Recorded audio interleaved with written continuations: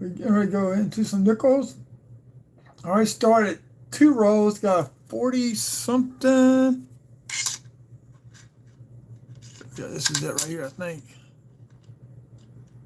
That's the 2001. Hold on, that's not it. 46. I'm gonna raise this up a little bit. Hold on. No, just give me a second. Oh, come on.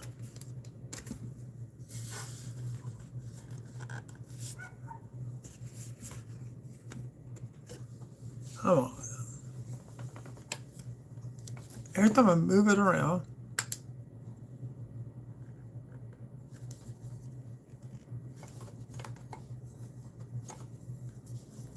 there we go. There we got it back. Now I just gotta focus.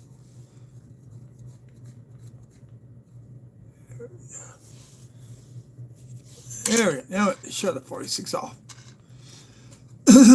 46. That's the Philly. And what do I do with it?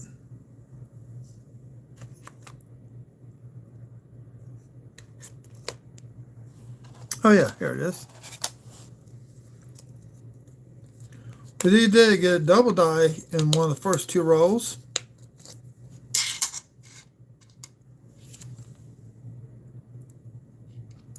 This was WDDR010. You can tell by the doubling right there. Right up in here and up inside this window right across this top ledge. So that, and that's not the best in shape, but it is a DDO. DDR, not O. You know, the crud off. So I get my gloves on, and we're gonna get rolling here. Let's see, gonna get into the chat.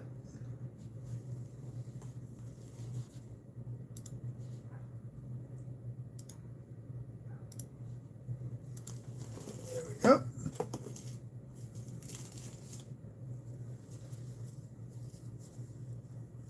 And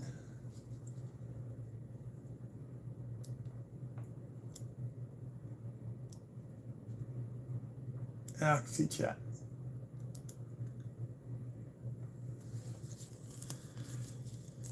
So like I did 2 rows. I was not in the best hunting mood this weekend, so if you want to take a little break, so I did this like Saturday night, I guess it was. Oh, that's my controller.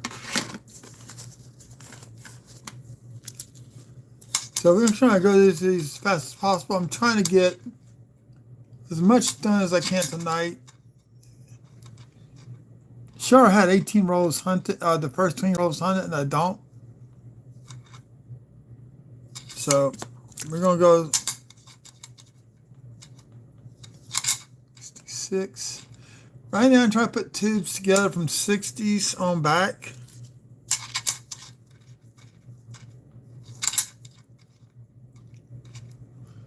And we're looking for 21 Denver.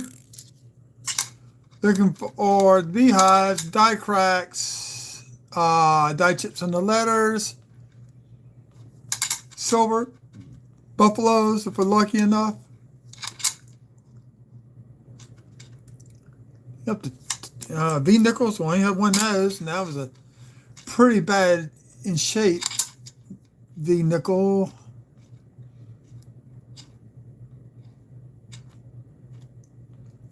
I actually brought it to a guy. He says that is a metal detector find, by the way. I did get that confirmed. The guy's a coin collector, and he sells metal detectors. So I'm probably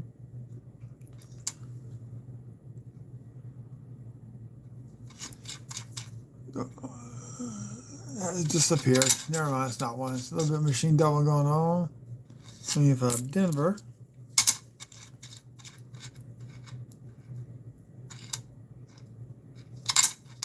I still won't get the die clash with the eyes on the back side, right below Monticello. That's one of my nickel bucket list coins to find. Nice looking P on that one.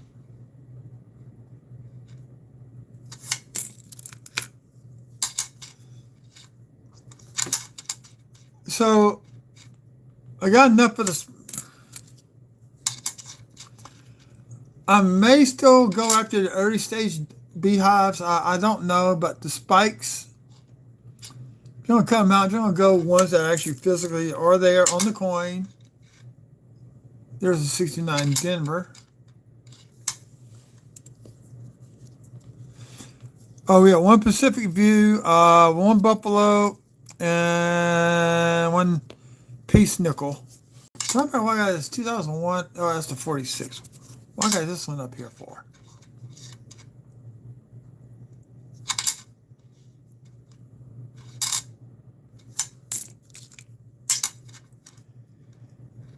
Okay, looking for nice 82s. Okay, we'll keep, yeah. I might see that some of that stuff will come off. We'll keep this one. Got a few little steps left on that one for an 82, 83. I'm practically separating the 82s and 83s out into 4 different tubes. So I got one tube completely filled up. Here's a nice little spiky. Beehive with a spike. We're going to keep that one because it is a beehive and it's spiking out to make a bigger one. The die chip on the dome.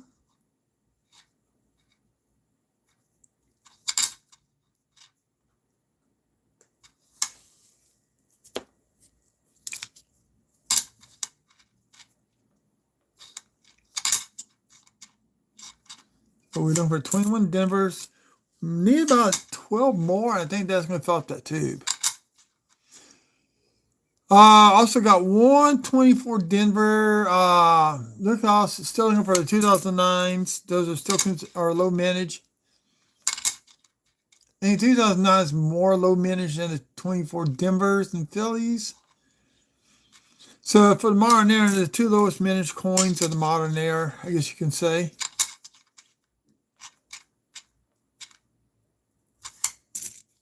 And my first Jefferson Nickel book is complete. I actually have the last proof nickel I need outside my truck. I just keep forgetting to bring it in. And we got all the coins in. All slots are filled. Now it's time for upgrades. And I've been buying upgrades here and there, getting from people off of whatnot. Go to the coin shops, and sometimes they don't have them.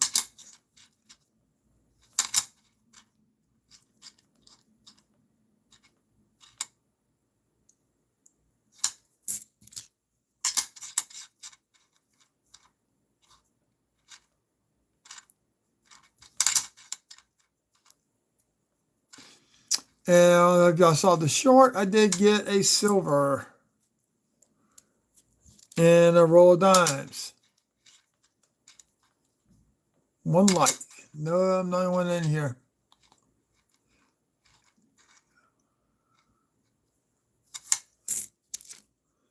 I might just do the lives only on weekends, I think, from here on out. We'll get this box done so I can start getting everything set for the giveaways. We're going to be doing here live on the channel. Yeah, there's one comment picker that's been looking at comment pickers. Some of them have a limited time use.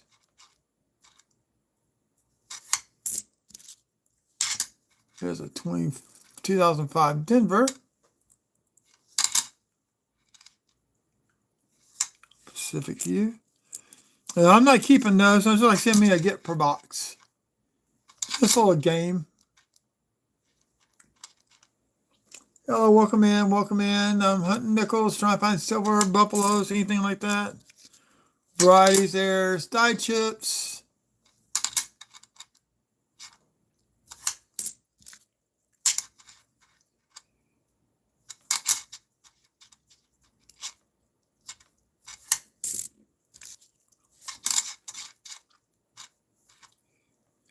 We got machine doubling here. Very common with the 23 Denvers is machine doubling. Sometimes you get on one side or both sides.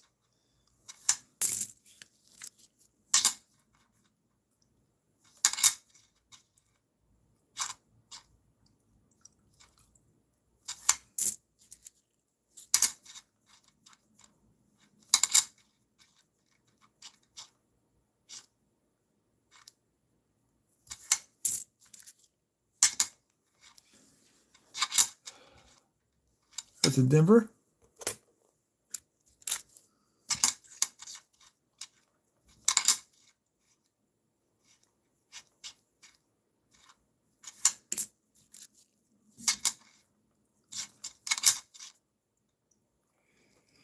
Decent 1980. A few little steps here and there, but don't need it.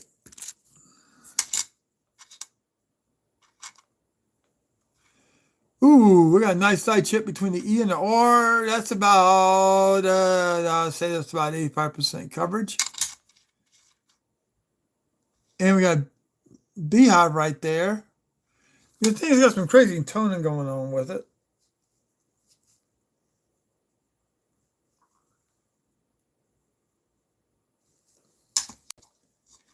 So you got a little beehive going on right there on the edge. Strange toned coin. Almost like somebody dropped ink on it and couldn't get it all off. They're going to keep that one.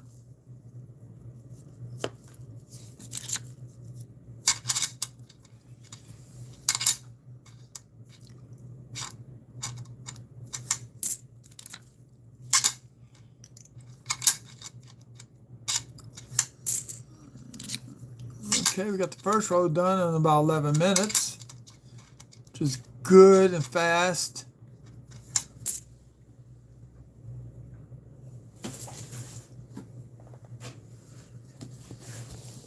Oh, one more.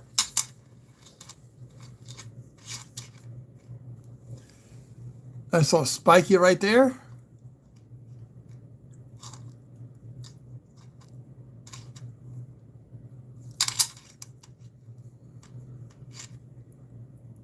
Other one's 22 Philly.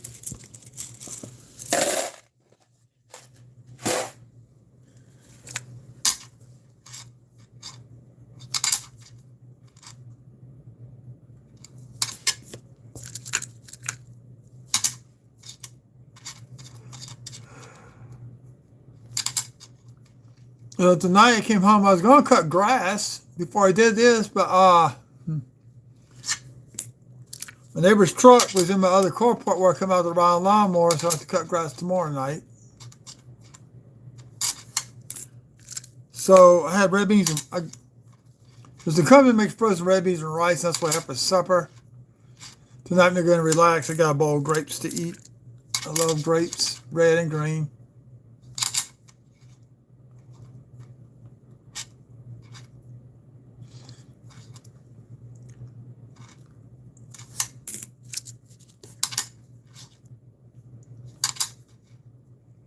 There's a decent 83.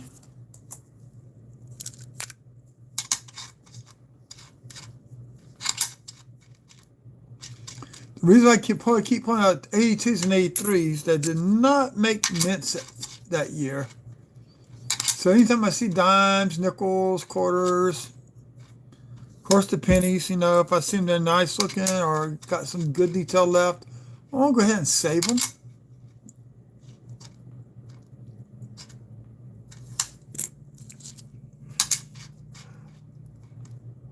Oh, we got second 24 Denver of the month. This box, I should say. This is the first hunt of May, I think. Yeah, the last couple weekends we've been doing quarters. That's another reason I'm doing boxes this week and next week. I'm gonna try to start alternating boxes, doing 2 per month. Give me time to put stuff up on the quarters that I find.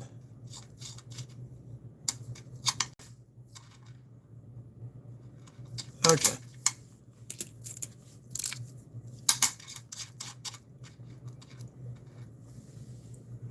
Hi, IT.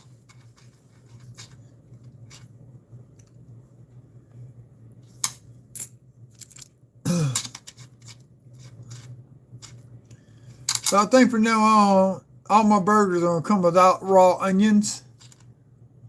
I figured that's what it was. Last night I went and ate Sonic.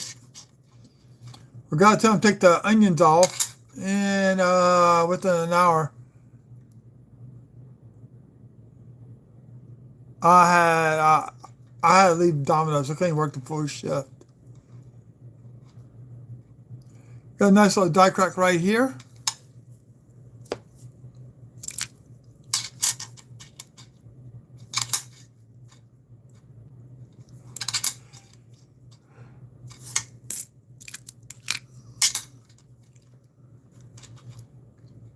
There's a 63. Well, I had red beans and rice tonight, so this is pre-cooked, frozen. All I had to do is throw in the microwave. Got a little die chip between the right there on the M. I want to keep that one.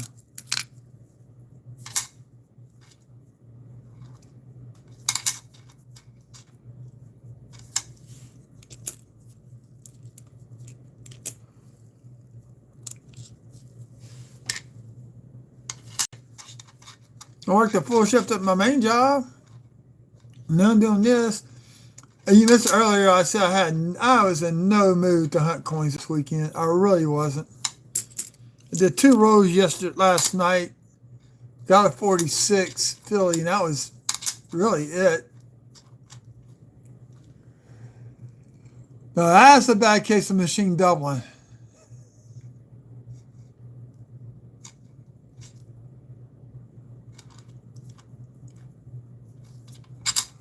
I like to keep that one as a good example. Got die deterioration and machine doubling.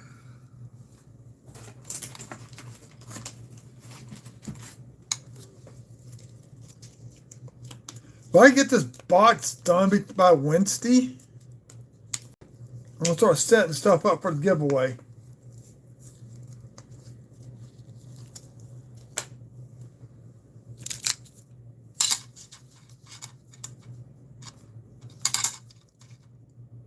Friday,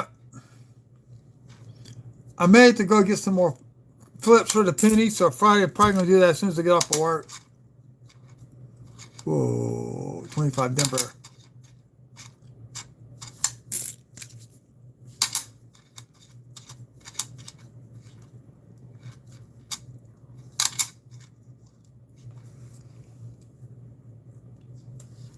The roll you sent me and roll I'm doing, that's 100 flips right there. But I noticed the ender on the formative years that you sent me has got something brown or stuck on there. I don't know what it is, so maybe it's keeping that one. Got machine doubling on this one.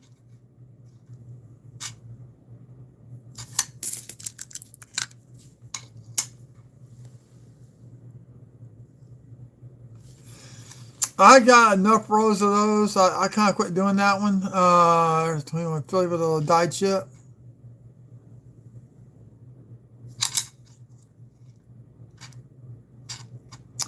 Oh, you didn't see this? I did find a double die last night or yesterday. We're never hunting these 2 rows.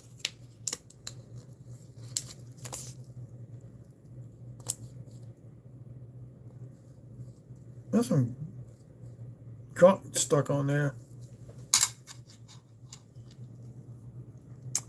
If you look right here, that is a double die. A little bit doubling in this window. It matches on Wexler's WDDR 010.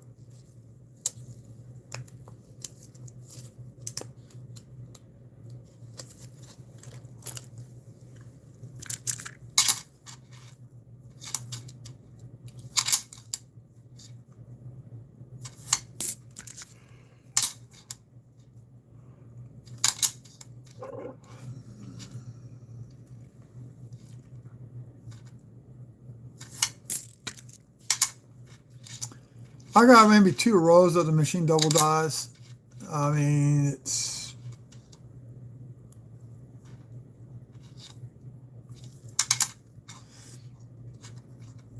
I saw Dirty Waters video today he posted.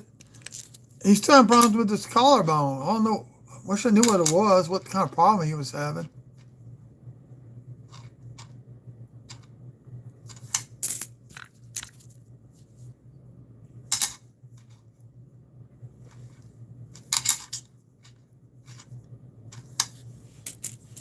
No kill boat yet. I know I got a kill boat and India on one of the rolls.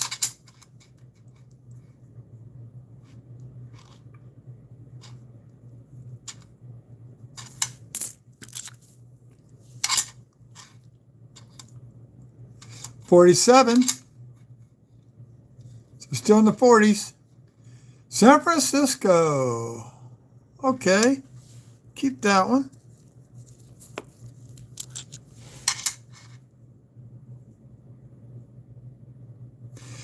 It takes time. It really does. Oh, got a little beehive action going on right there. Damage along the rim.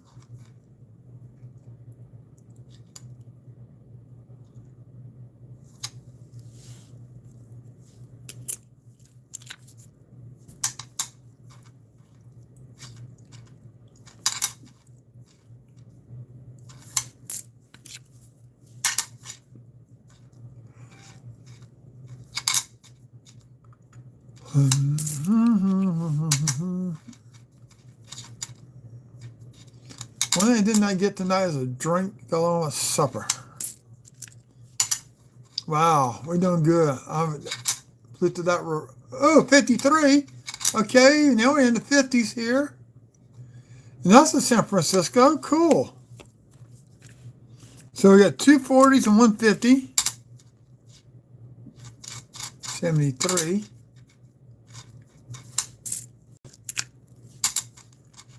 I can't find my nickel books to finish filling them out.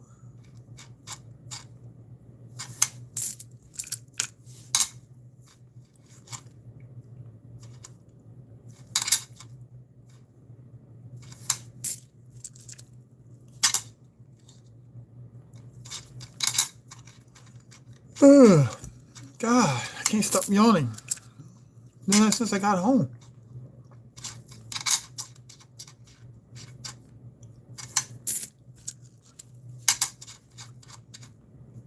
At this rate, I might be able to get all 20 rolls done the first 300 tonight.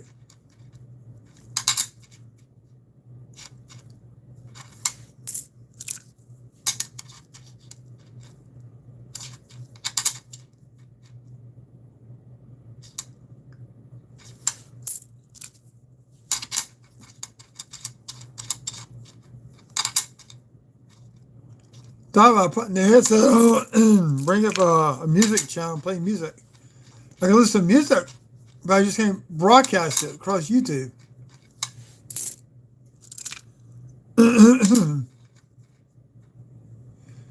Ooh, that one got chewed up. That may get stuck in the machine or...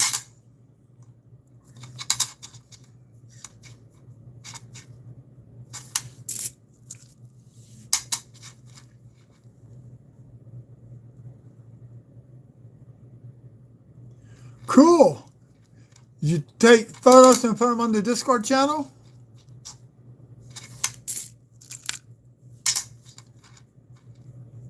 You already record those, put those on your own YouTube channel.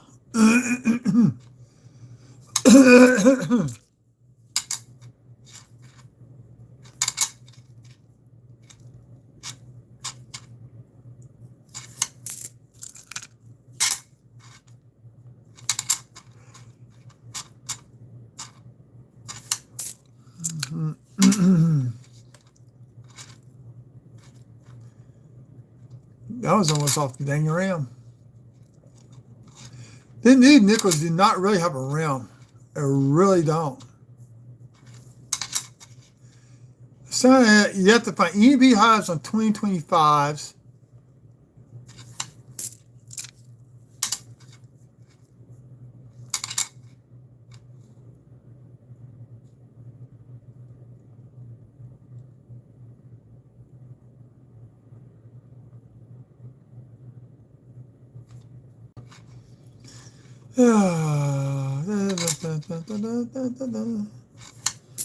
Well, if I do that, I might start singing. I don't sing too well.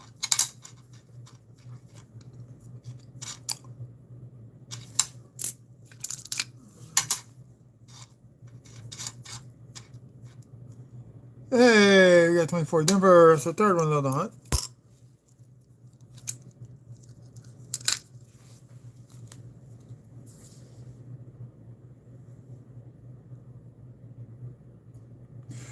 That is incused double. That's an incused double die. No value to it.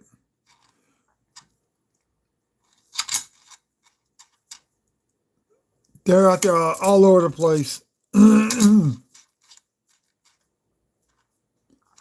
Just type in incused EC double die. It'll show you.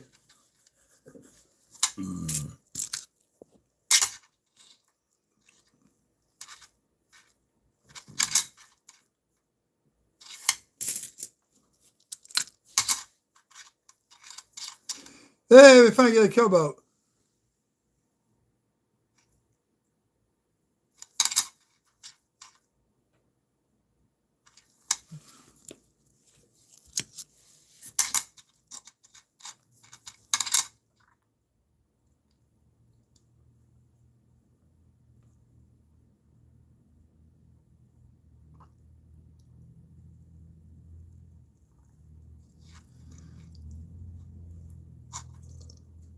I heard something outside. It sounded like somebody was struggling with a boat. Somebody's engine in their car. The other day they were pumping the gas pedal to keep it going.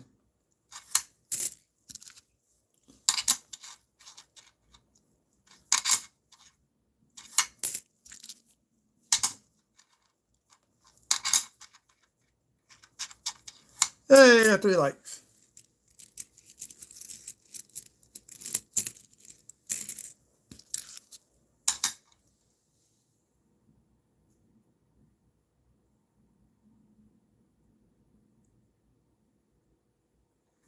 Cool. I got my 3rd Boone note. Oh, look at the die chip below the E.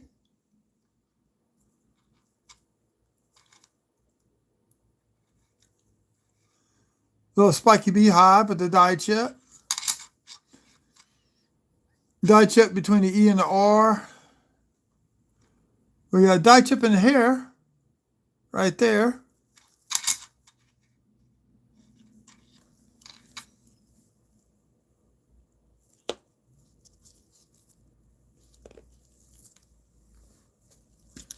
I got some Brooklyn letters and $1 bills.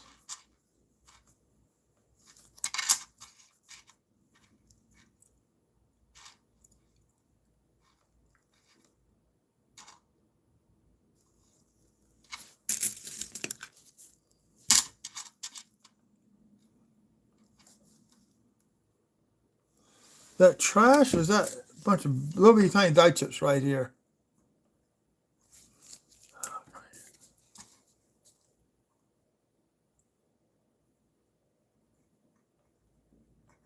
That's trash.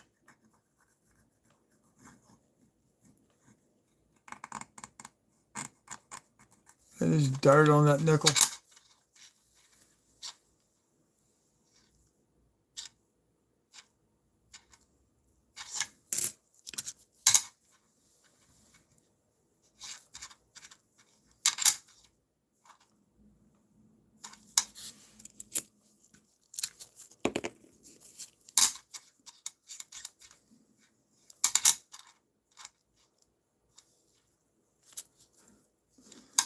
Nice cat hair, and I don't have a cat.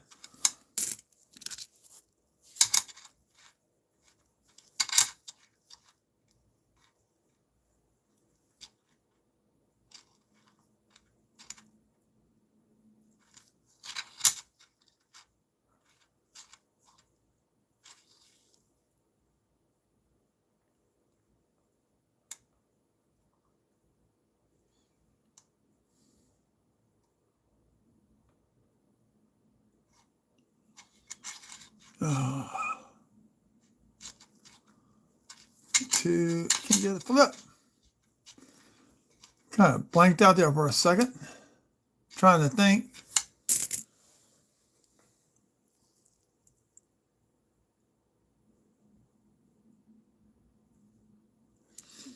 Take some good detailed pictures and post one in the quarter section on Discord. I'll look at it there.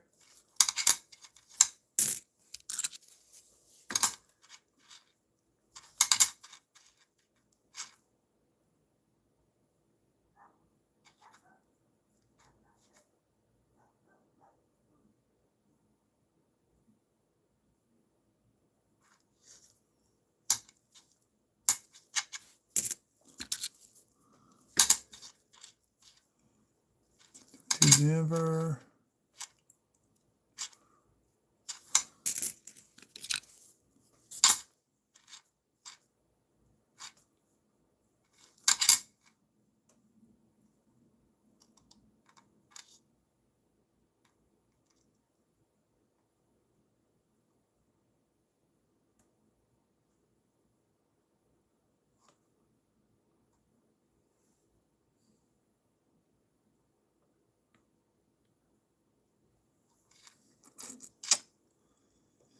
So, started watching, about 2 years ago, they came out the movie Greenland, so I watched the second part. It came out, it's out, it's good and disappointing at the same time. It's the way that one character is gone.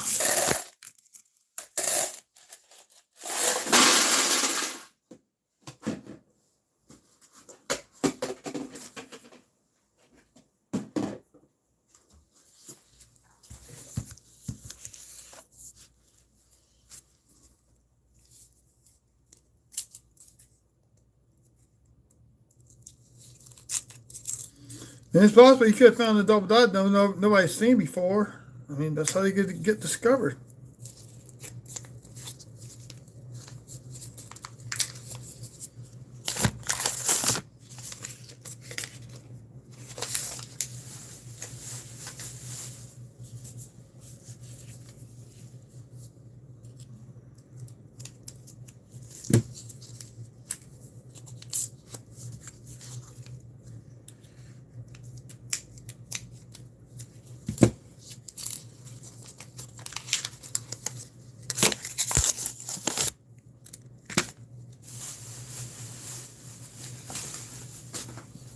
What I do not need as much of 58 Denvers. My tube's almost filled up with 58 Denvers.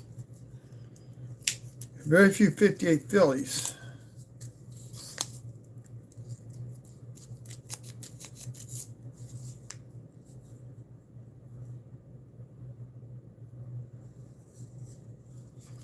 Okay. Here's one of the tall quarters here. I don't know where they were at.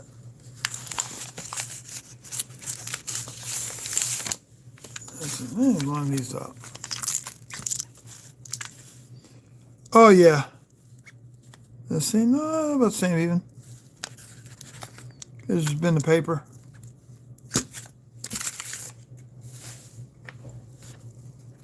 Oh. I've got a 4-row of 26 Phillies. The first year. I got the first one.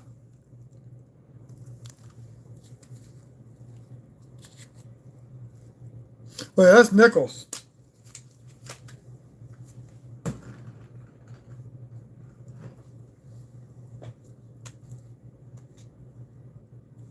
That I want to tilt it because they'll fall out. But yeah, I got.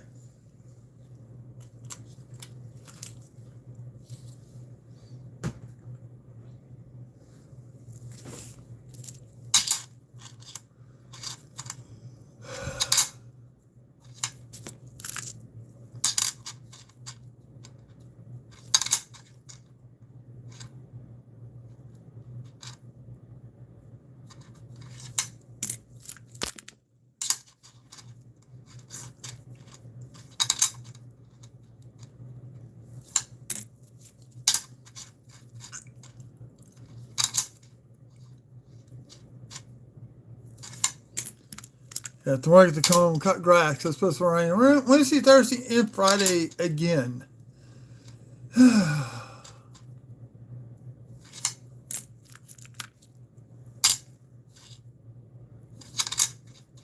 80 Philly. Dad's it this Saturday, so I couldn't do anything Saturday. By the time I got home, it was 1:30, almost 2 o'clock. 69 Denver.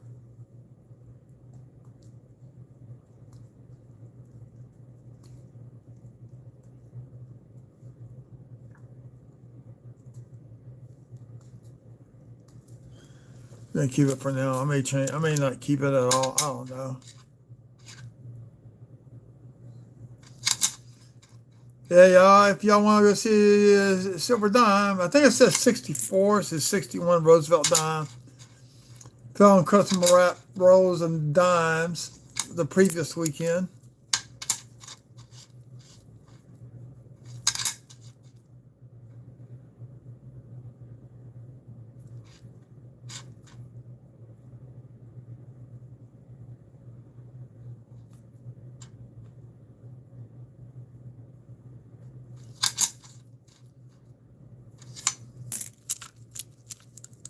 Come on. So the penny hunt's been going good. I think I've got 30 rolls hunted out of that banker's bag.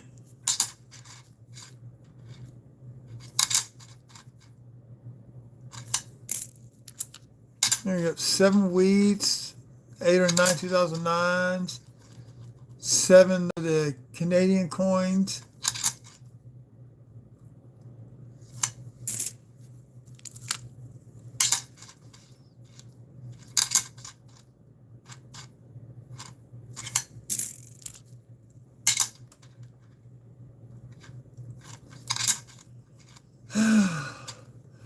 I am thinking about, I need to do my stuff for Boy Scouts. Join my church troop and all that. I got to do that. I'm probably going to do all the paperwork this summer. But if I'm going to go camping, I have to get my own tent with a cot because I kind of get off the ground. Oh man. Ooh, that's a highly corroded 2020 coin.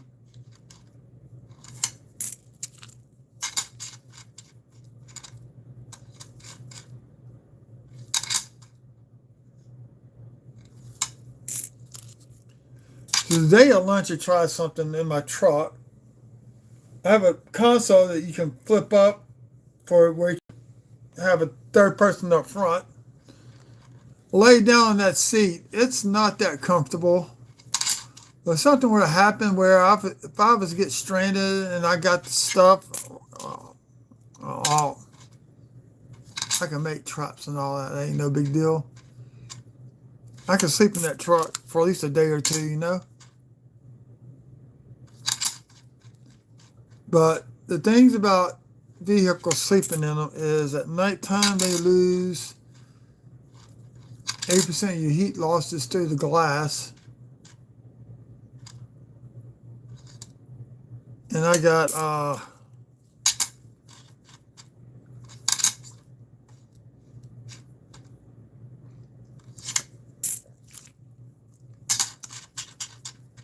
I need to go buy the blinds. You need to put up in there to protect the inside of your car.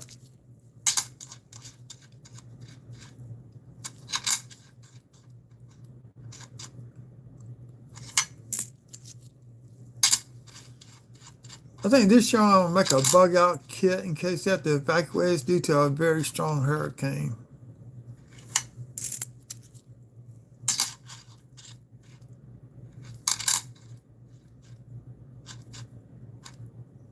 Well, like Dolores, at least I got room to put stuff.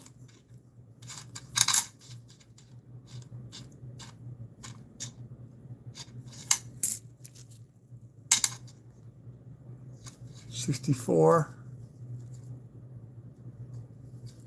That's actually toned.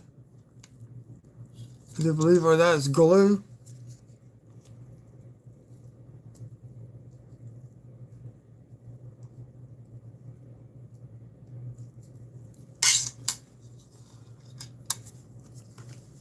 See if I get some of this junk off.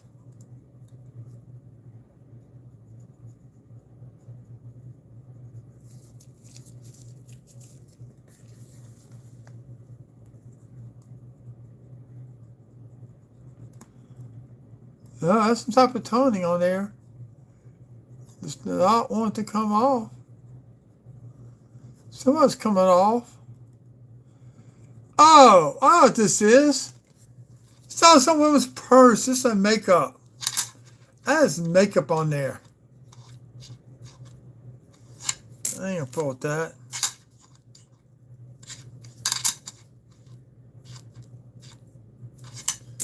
It's like their part of the makeup thing came undone and makeup powder got all in there.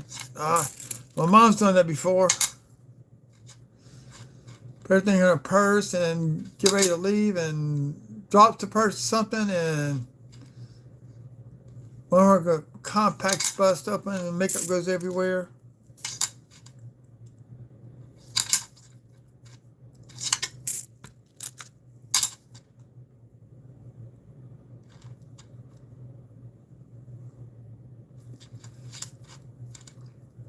Actually, if you know what you're doing, here's how you have to use Velcro tape. You can buy those, somebody's honking the horn outside. You can buy the window covers. You cut the size, put the window. One window you have a tiny gap to allow condensation to get out.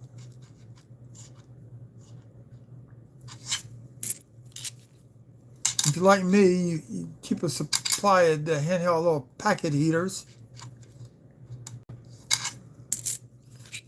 I got sleeping bags rated down to 20 degrees, basically. It's all preparation.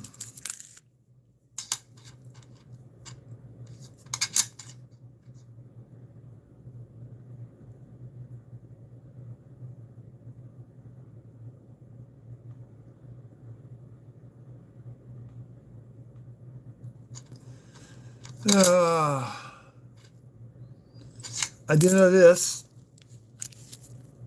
There's a poncho made by Frog. It's a breathable poncho. You do not sweat in it. But I found this out using it on the cot as a liner for the cot. It stops all body heat lost at the bottom of a cot. So you do the same thing inside of a vehicle.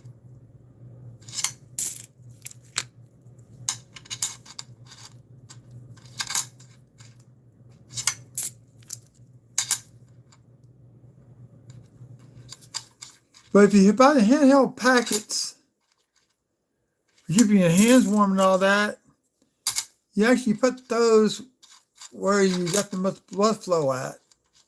Between your legs, under your arms, and then pick those 3 spots and it'll keep your body warm. If you got an extra one, you got a good sleeping bag, throw it out the foot of your sleeping bag, keep your feet warm.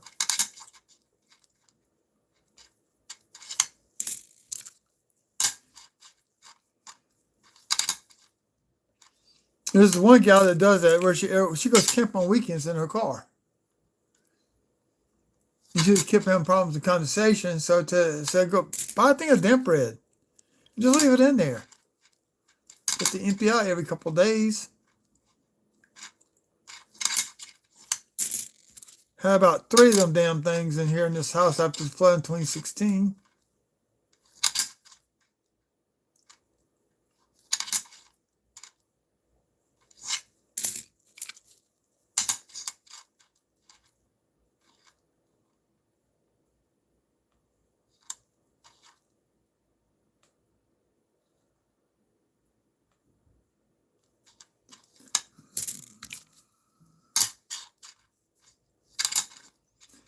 Yeah.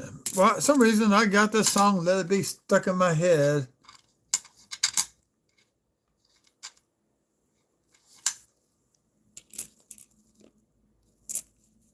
Oh.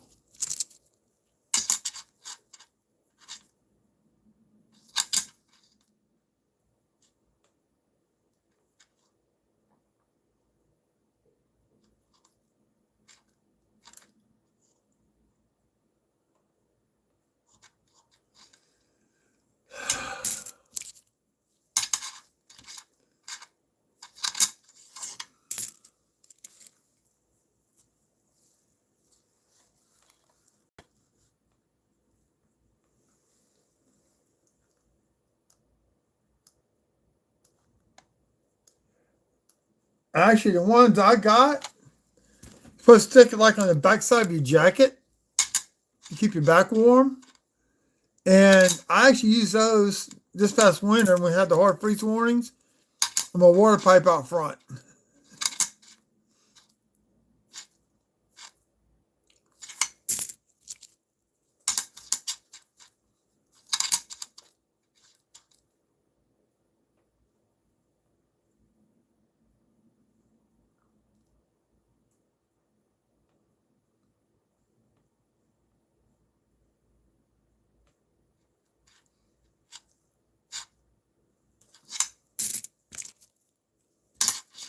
Oh, I saw a thing too on YouTube with Shaq and his kids.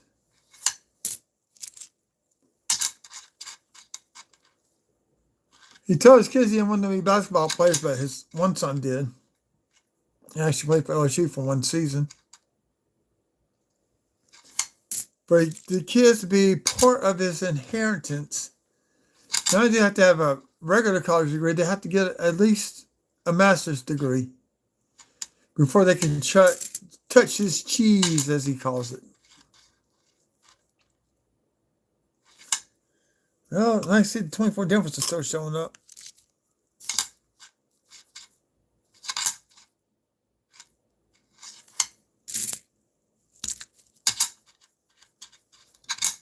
I'm a little bit slower this go around. Do not know why.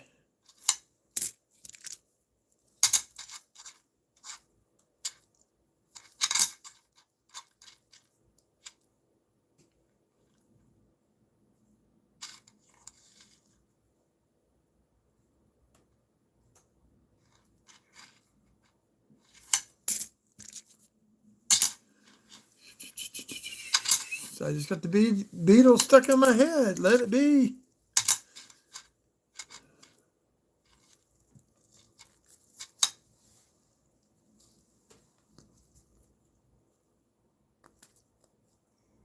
DHC. Who's D? Well,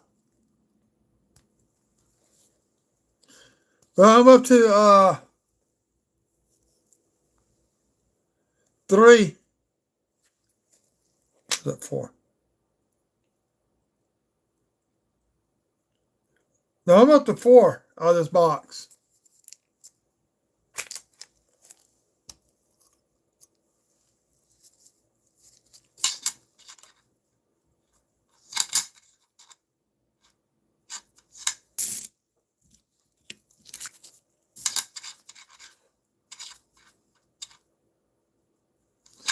I'm averaging 9 24 Denvers per box.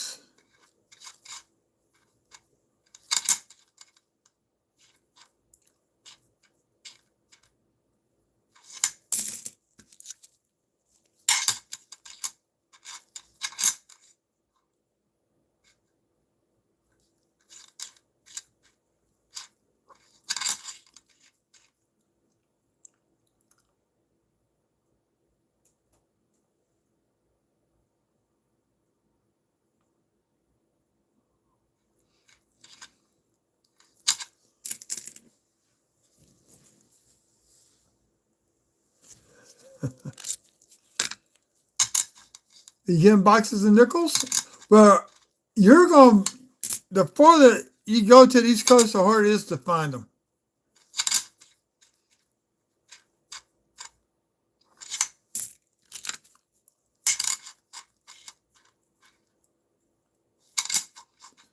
Die chip between the E and the R.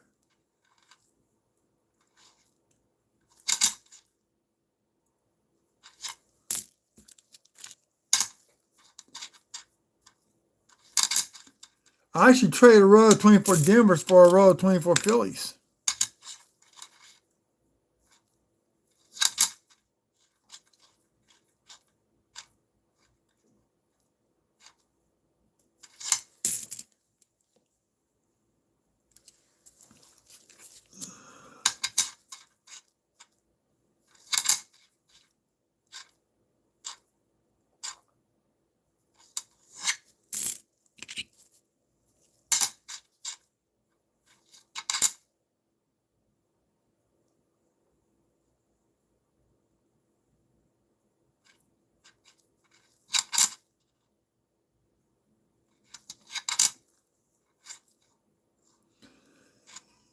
On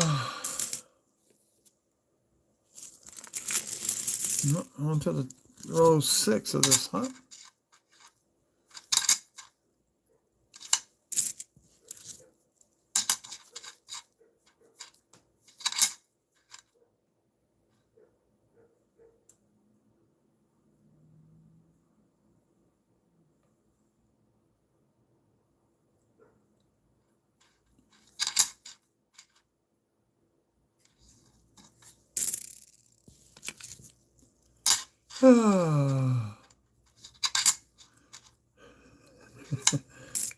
While I was eating supper tonight, I was watching Brad Williams on Facebook, and it was funny. Where Guy Fieri, he does that cooking, he does that shopping, he does a cooking thing, challenge. And he just had handicapped people on there pairing up with regular chefs. His wife told him, beep, beep, beep, say it. And he said, he's going to motion to him like he's trying not to say it, and he goes, they're going to use a slow cooker.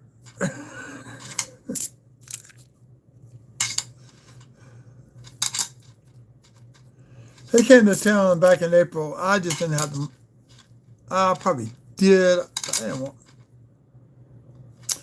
I would like to go see comedians when they come to town. I just don't feel like fighting crowds.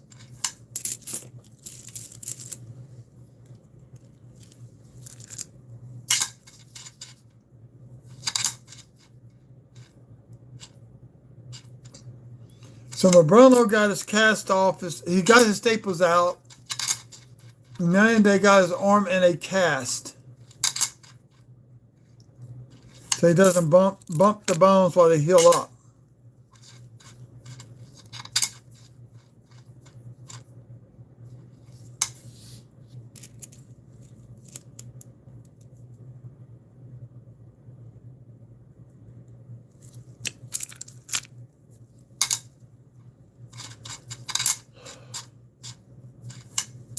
Tell you what, I think I'm gonna plug in my headset.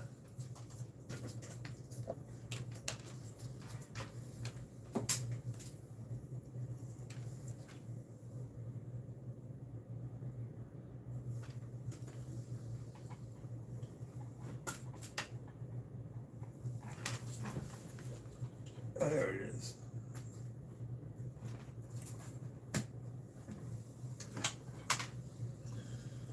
Since I'm the one in my house, I can't broadcast.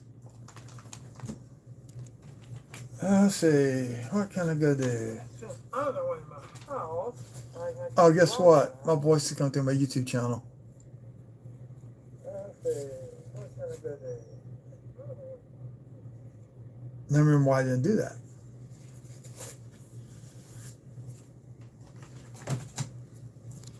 I feel like hearing myself talk 30 seconds later after I talk.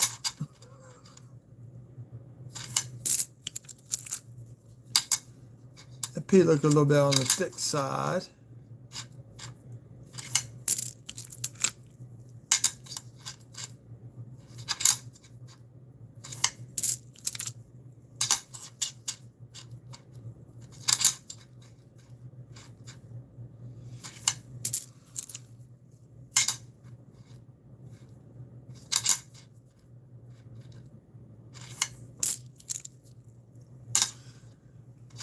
Tell you what, sometimes I wish I worked at one of the mints. I want to be in a room where they waffle the coins.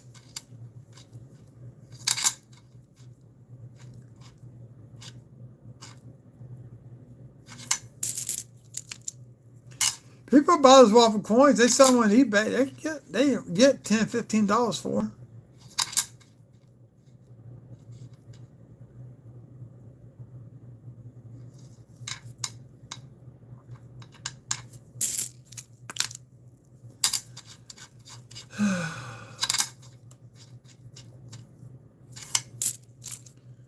Come on, 21 Denvers.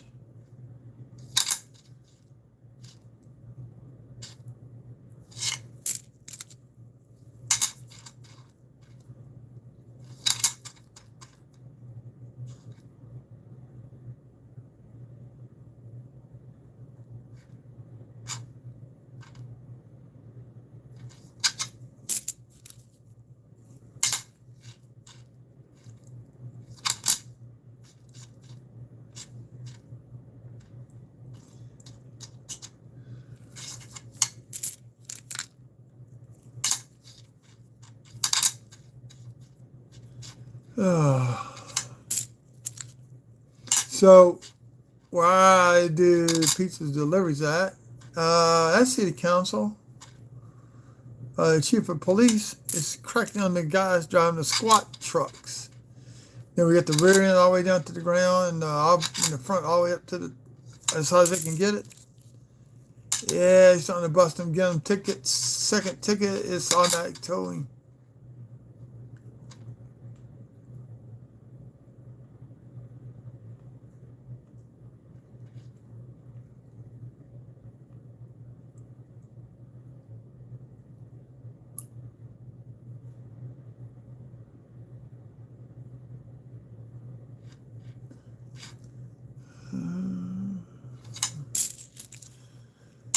See, well, as long as I get stuck in my head. Oh, hallelujah.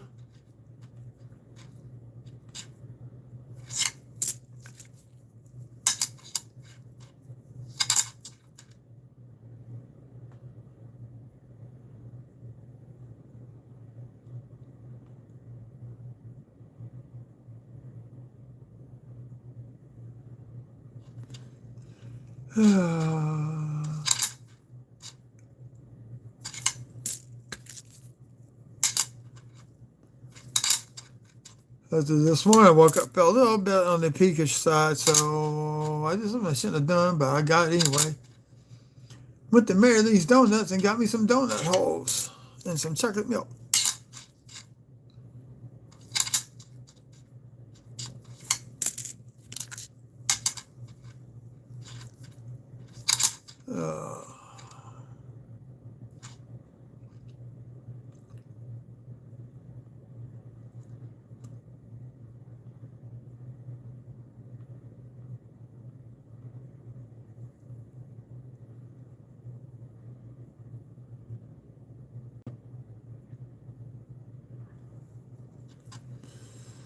Okay, I'm getting a little sleepy.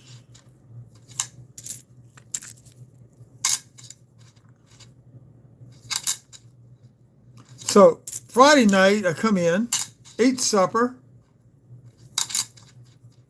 put my feet up for 30 minutes. And I go, no, it's 1 a.m. So get cleaned up. And I come in here and just start playing around with the coins. Picking up stuff and all that. And that's against my set law for me to do an auction, but I may try doing an auction and whatnot coming up. I need some money.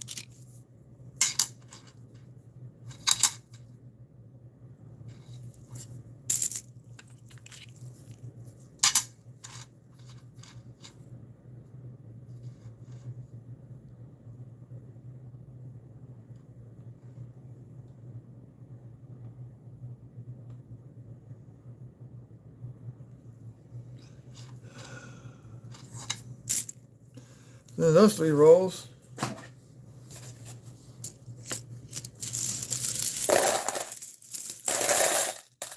Nothing. Zilch. 0.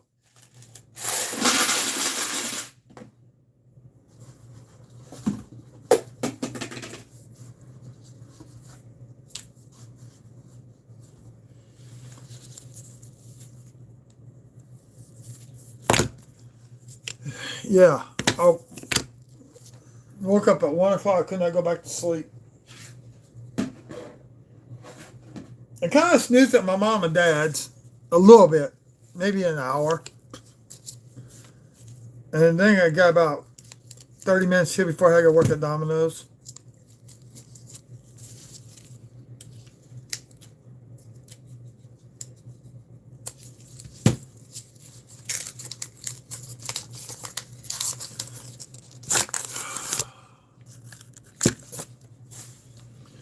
So I have to buy my 2010 and 2015 proof sets off of eBay or whatnot.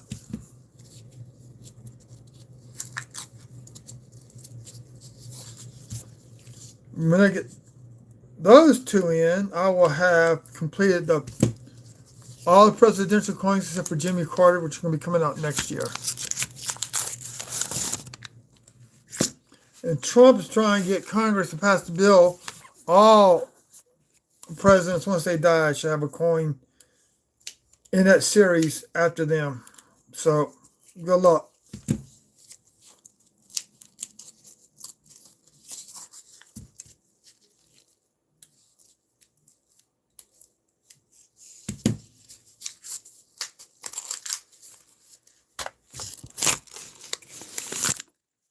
I got an escapee.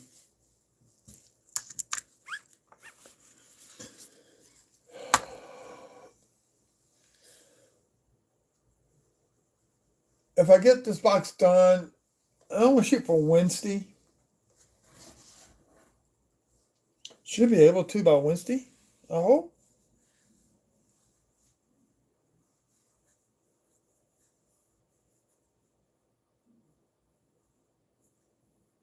I'll make that fried chicken night. Yeah, I'm cooking spaghetti tomorrow night. Spaghetti and meatballs.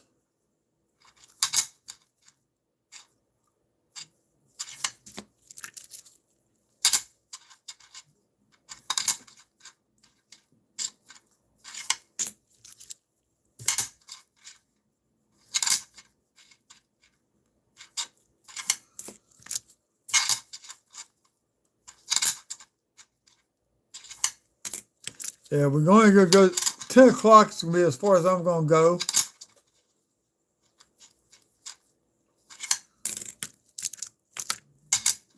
And we got 8:57, so making good time. Making good time.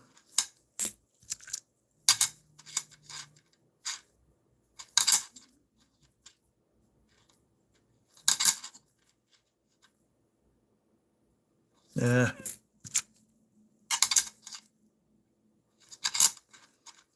'84, that was a good year.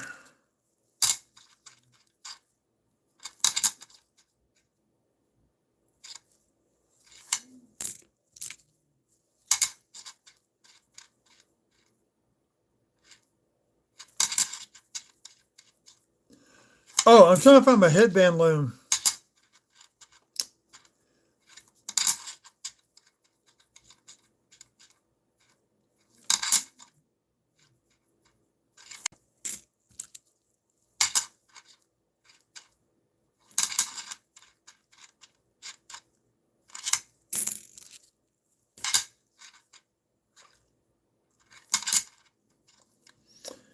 If I just clear all this stuff off this desk, I might do it on this channel probably, or I may do it on my other channel, actually, my gaming channel. I don't know. I may do a little bit of beadwork.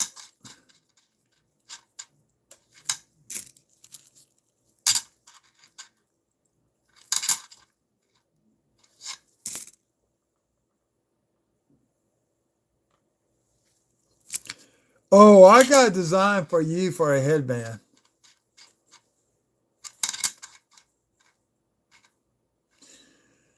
The problem is I have to start in the middle and work my way out to the ends.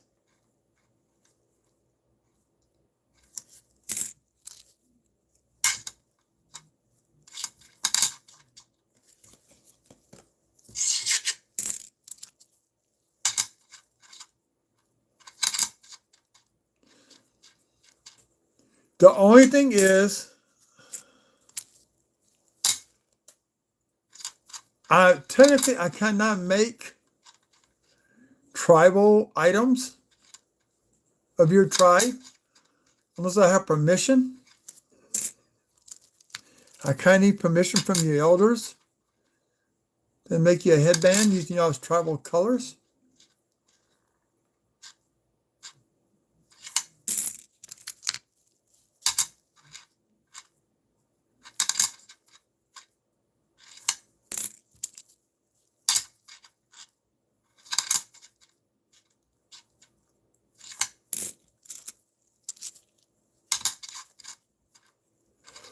Ooh, this. Let's see, it was 87. Yeah, 87. We went to a powwow up in North Louisiana on Caddo Lake. As you know, okay, so I won't get in trouble because I can't get in trouble for that.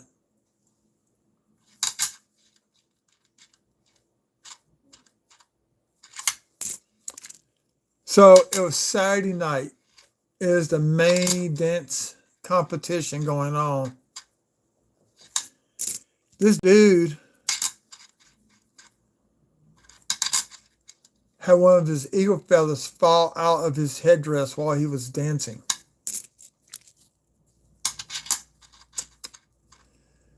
And they immediately called halt.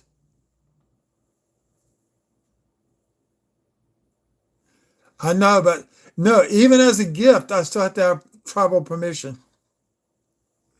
Even as a gift.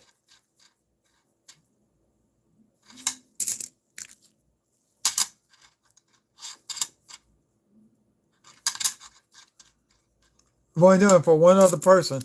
It was for a lady out of Florida.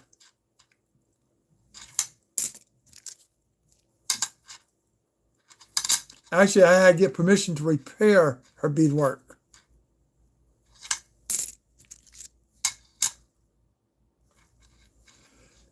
Yeah, some tribes you have to have permission.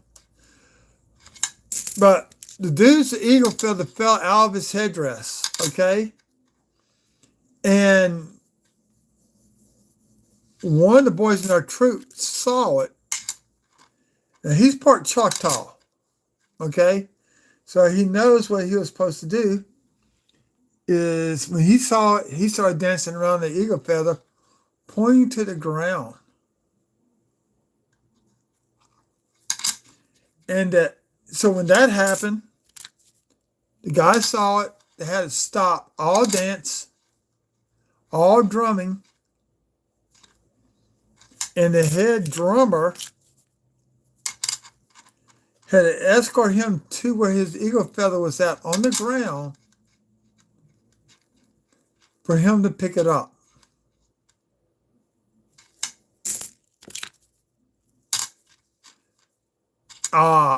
The head drummer he gave the head drummer like $100, 2 family blankets. He gave the boy in our troop, he got 2 family blankets. He got $100 and his personal dance sticks with the swivels on the end.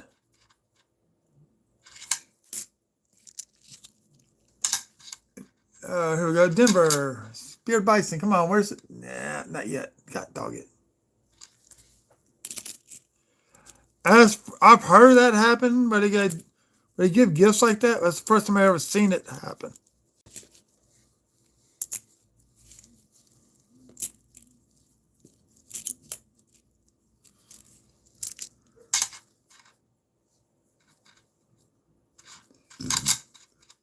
Yeah, some tribes, that pattern I showed you, that's a copy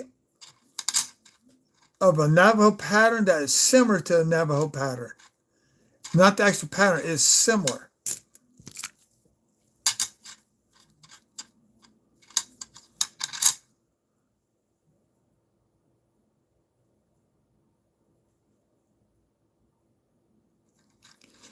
Ooh, that's not good. Unless the people from the tribes trying to sell stuff.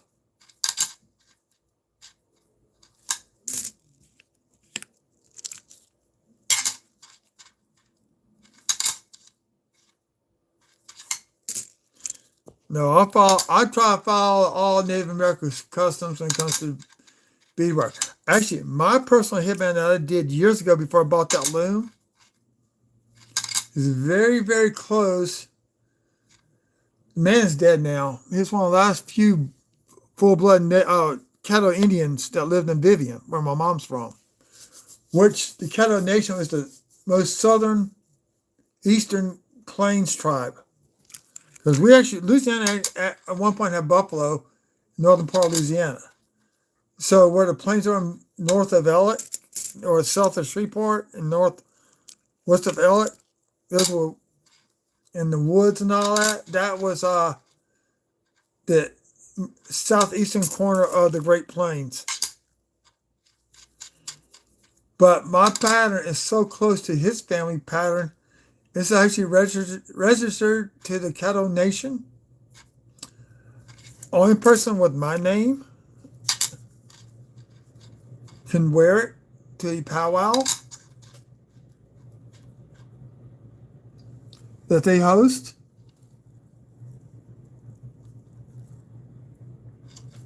So there we go, got a die tip in the F. So yeah, that's something personally registered with the Caddo Nation. It's a white border. I use white because the string's white and it hides the strings. So it's a white border. It's got a black background with a red arrow on both sides pointing to the center of a yellow sun. They'll do red and yellow. I forgot. I have to find it. And the only reason why is if I would put white veins in there to separate the fletchings, I would have matched his family's his family totem. So it's registered as part of his family totem, but under my name.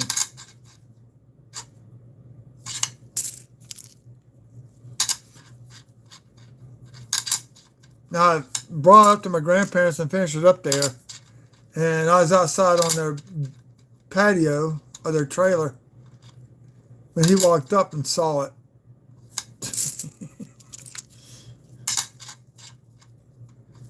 So,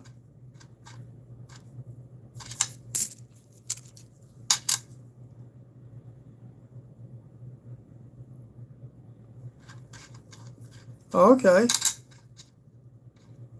I mean, there are some companies that produce stuff for tribes, so that your tribe may give them permission to do that and sell it, as long as the tribe gets part of the proceeds.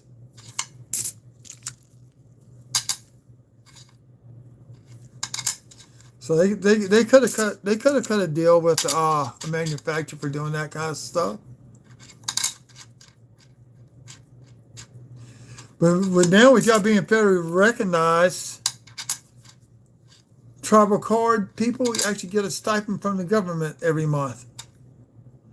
It's based on the percentage of your bloodline. I knew somebody, I think he actually died from overdose years and years ago. He was actually getting $1,000 a month.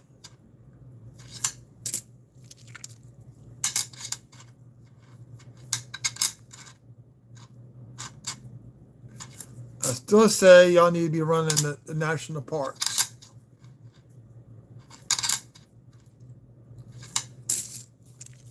Split the money 50-50 between the federal government and y'all, with the 50% y'all would get to help maintain the national parks interior, and the federal government for maintaining the highways to the national parks. That's how it needs to be done.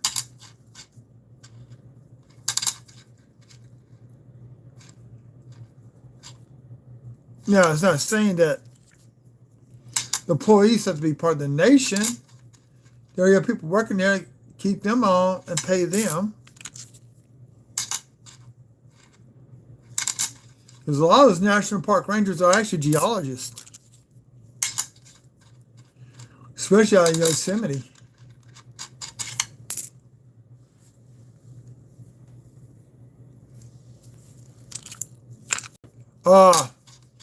There's a company called Crazy Crow. We can order all kinds of supplies and stuff, beadwork, feathers,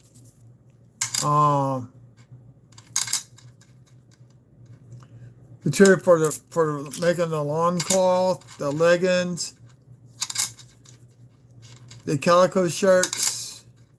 They were famous out west, used by the Apaches, the Navajo, the Nez I'm trying to think out. The Sioux.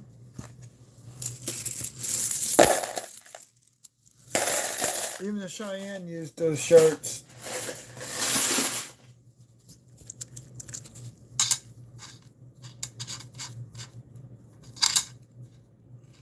We were lucky. The one thing that did survive, because it was not at the scout helping the kids set on fire, was our very, it's got its own crate, bustle, beadwork, which I've had to repair a few times. You know, in the middle of performance, like on the cuffs and all that.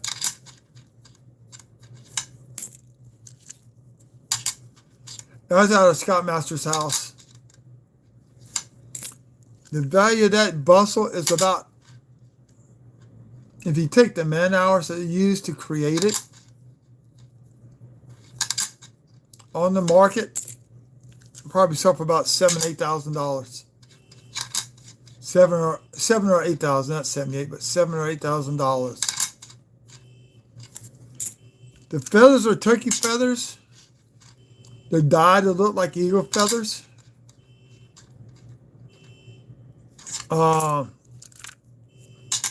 We actually got stopped in the middle of performance by a guy from Wildlife and Fisheries with that outfit on, with the regalia on. He stopped our guy in the middle of performance because we thought they were real eagle feathers.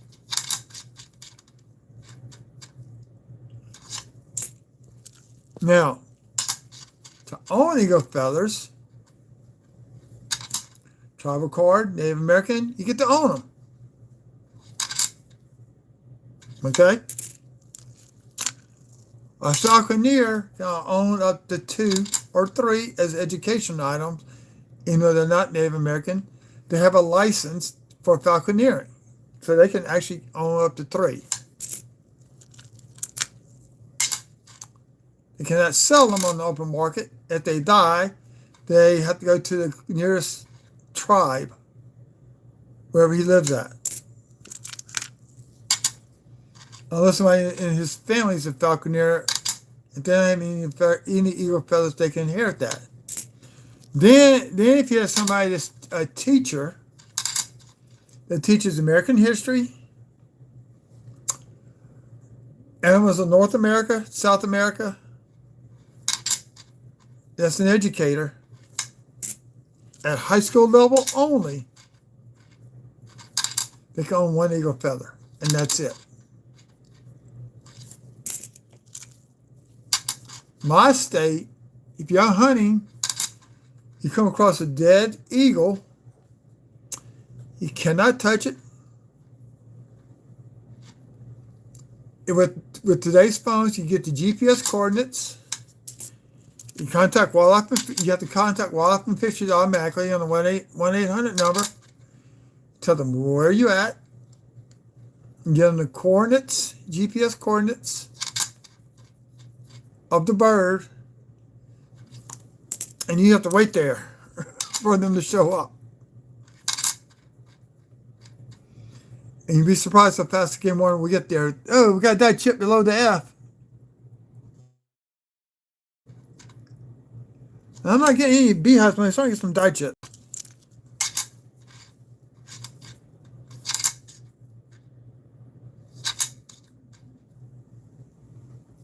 That's a nice 64.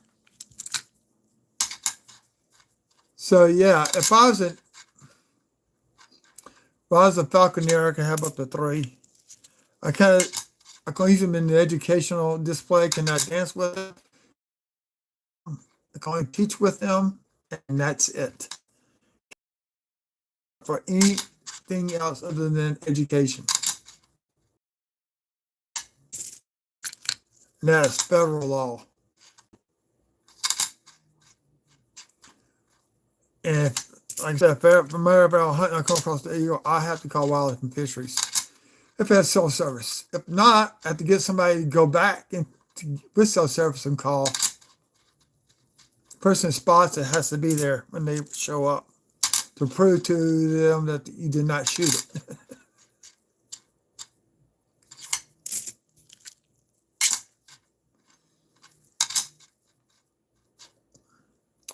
I think now Louisiana we got over 1,000 mated pairs, maybe 1,500 mated pairs of eagles in this state now. No, in the 70s it was down to about 10 mated wild pairs.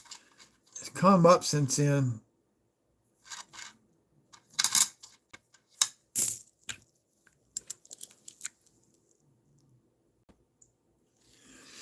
Yeah, that's part of it. Got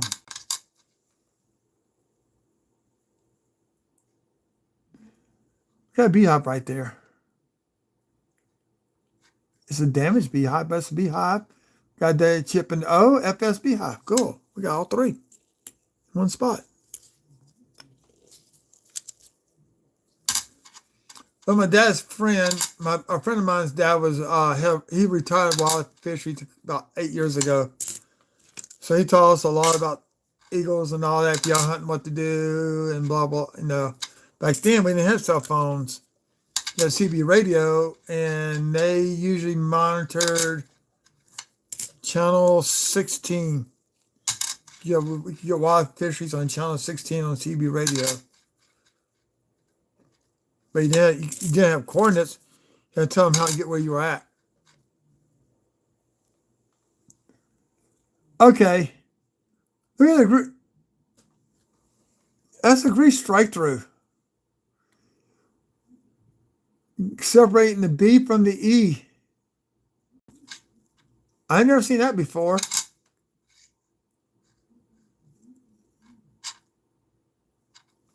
That's getting flipped.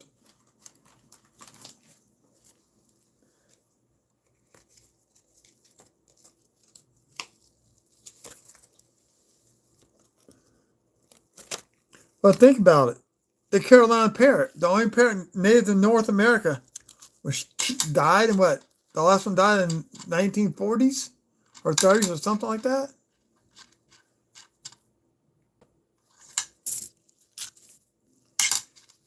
I mean, the states that fill the skies.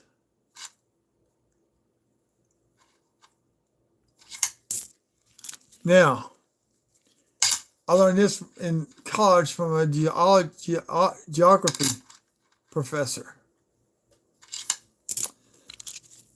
In Venezuela, so in one part of the country where they actually have oak and pine or hardwood trees, they're natives in North America.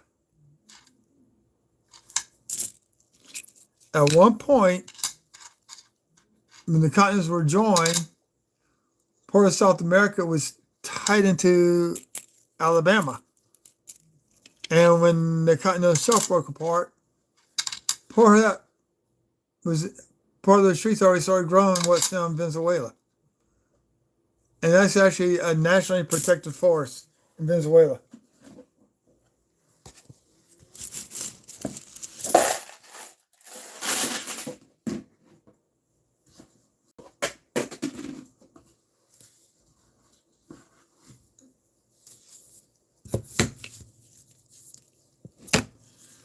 Four likes. Oh, last time I was on, I got 2 more new subscribers and then 1 drop. I was up to 1321. Then I noticed over the weekend I lost 1, but that's okay. I probably lost 300 subscribers in 3 years. Maybe 250. They're gonna be pushing. Let's say 250.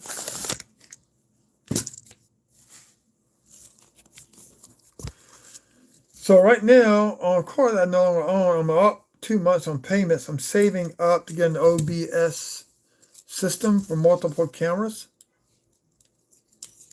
So I can have a camera looking down on the coins.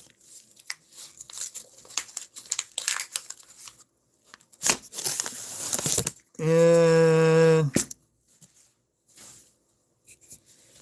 I want to order a new wheat cent penny book that I prefer over the other ones. And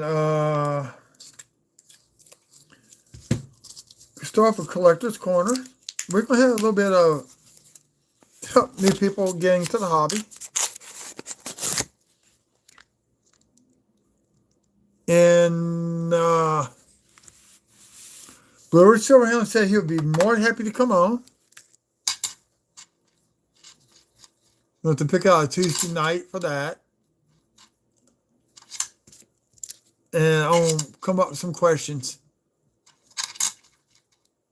for him. Another guy who says whatnot, he's wanting to come on if we can figure out the right time. And he'll schedule his show around the time to come on. He's actually from here, from Baton Rouge.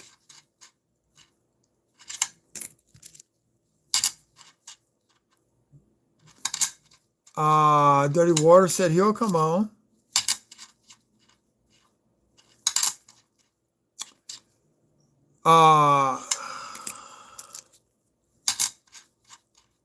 I may try to get some other coin dealers on from around the country.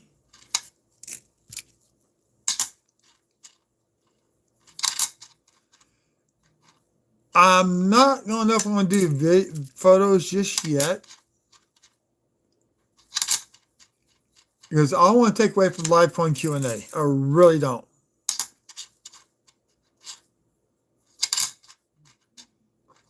Try to get Paula on, Frostbite on.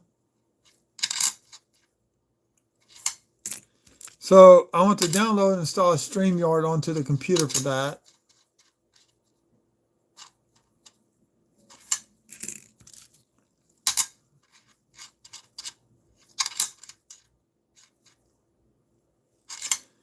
So I got to figure out, I think I could plug my headset into that deck for the mic and all that. So when I switch cameras, y'all won't lose sound from me.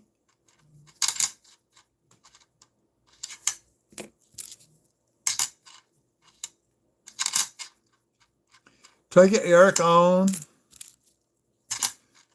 Chuck will be happy to come on. Be more than happy to have him to come on.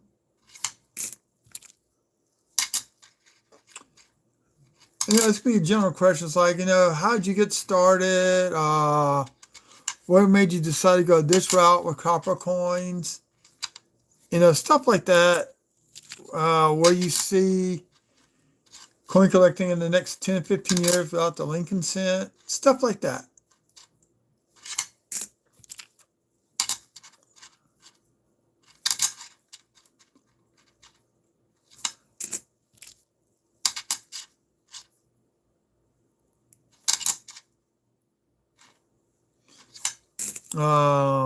Frostbite does this thing on weekends in the morning.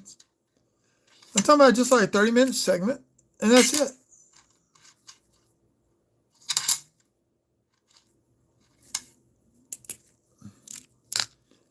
I may try to get the guy that attributed my double die. I may see if he would be willing to come on. Ask him what got him to doing attributions.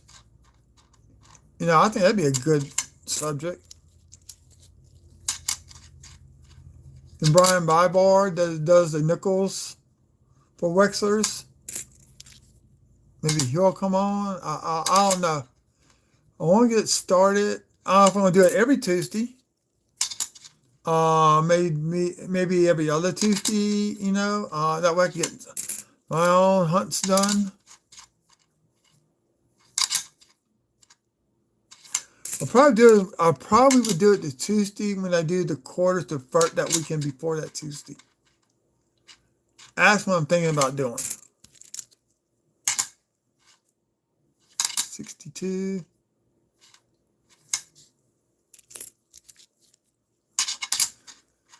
So this weekend, with 3-day weekend, I have to go see Mandalorian and Grogu movie. I'll go back and type up my questions.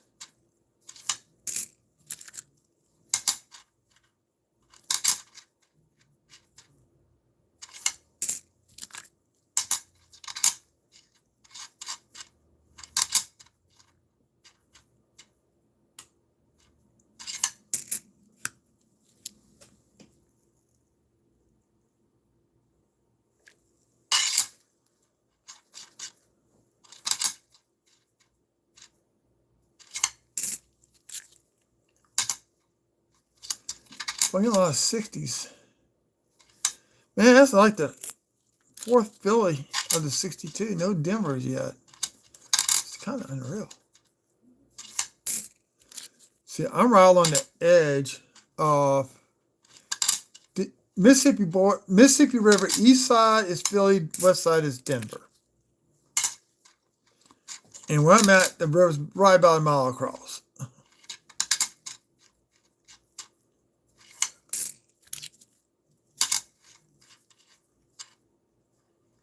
There we go. Here's a 1960. Some steps. Got a profile. That is definitely dye deterioration.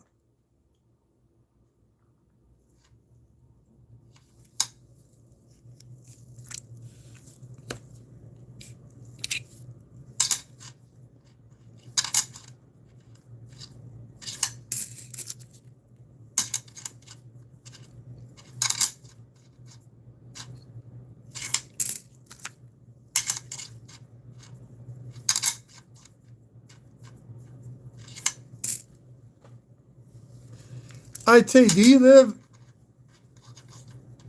you live on tribal land, or do you live just like in a regular city? Because I know some people that live on tribal land, they drive to regular city for work.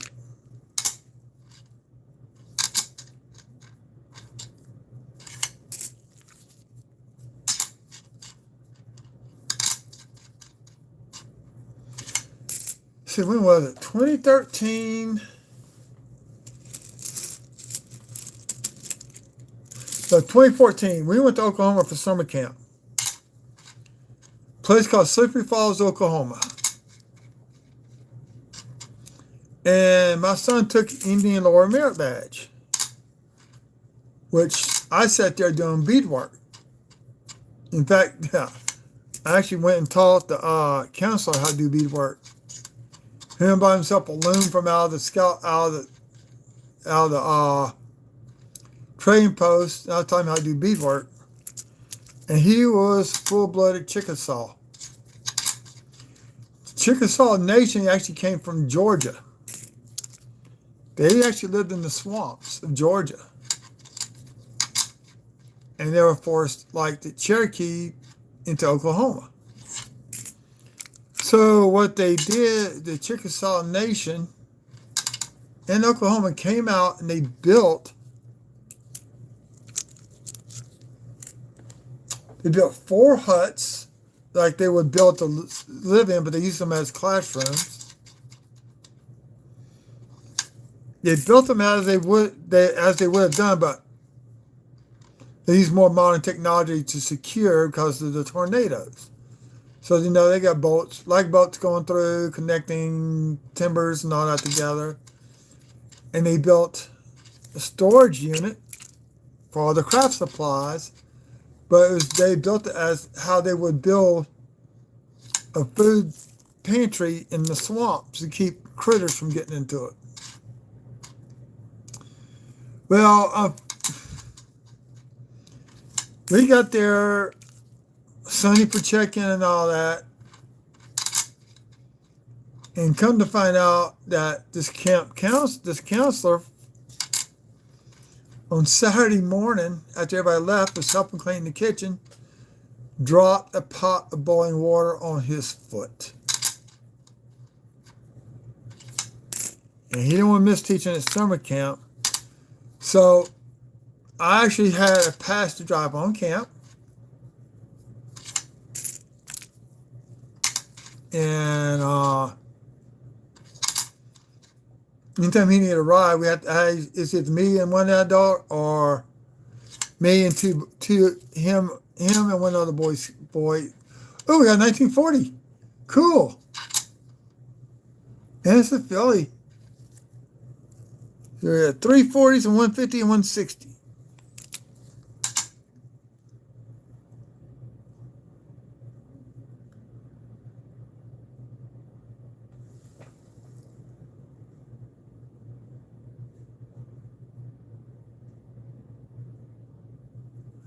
I don't want. You're tempting me. You're tempting me.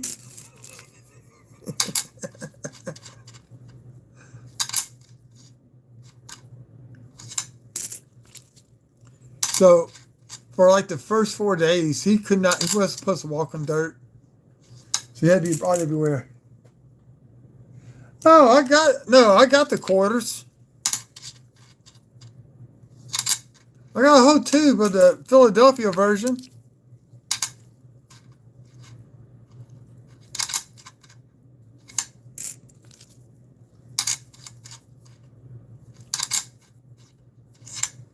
Mine are all uncirculated.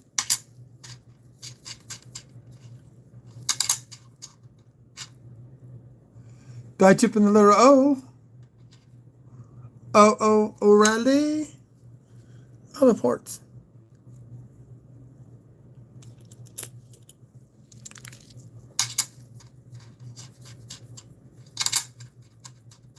Actually, I got a full set of the nickels I need to put into my book. Ooh, I got to do a mail call video this week. I got about 18 packages. Whatnot and Palm Street.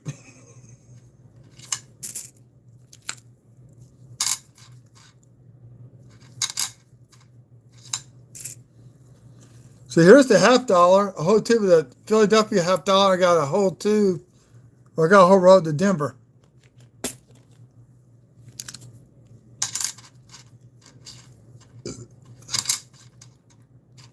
Try and get another row, another 2 rows, one of each.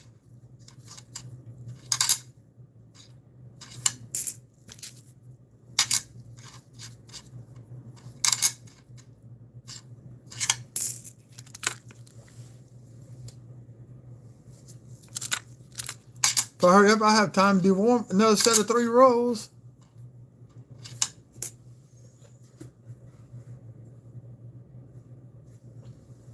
I might be able to finish up by Wednesday. Tomorrow's going to be a fun night. Not only will I be hunting coins, I'll be eating spaghetti and meatballs.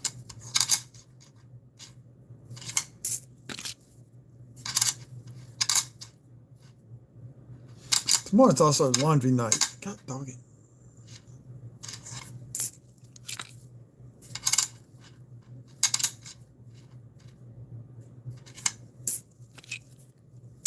To go get one more jar of Ragu's spaghetti sauce.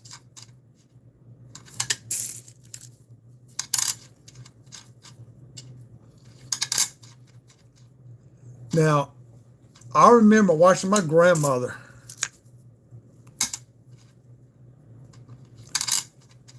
£10 of tomatoes. She would score the skin.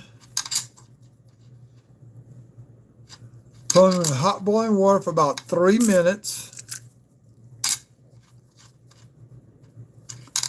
Put them in ice cold bath water for about 3 minutes. And sit there and peel those tomatoes.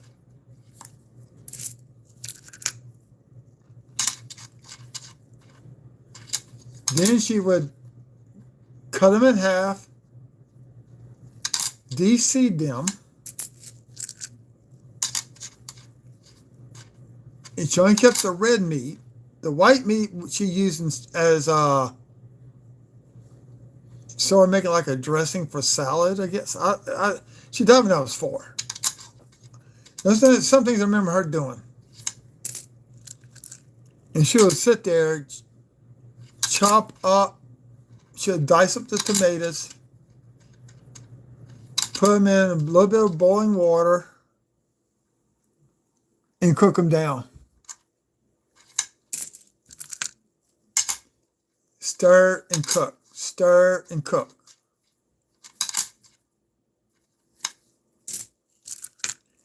Then she would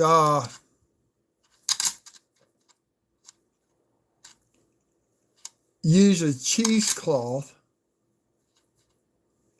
and she would strain the tomatoes through the cheesecloth into a separate pot. So the boiling was done on Friday. Saturday was was boiling them down and straining them through cheesecloth. That got rid of any seeds she might have missed while she was de-seeding them, and yeah, that happens. And then on Sunday morning, she would get up, put the sauce in, where she would start by cutting up the veggies, sauteing them down. And just a few minutes before, she would put in the sauce from the day before. She would add up all the chopped garlic, half the chopped garlic, to help it cook down, get the flavor in all the veggies and all that, get that garlic flavor. Add the sauce.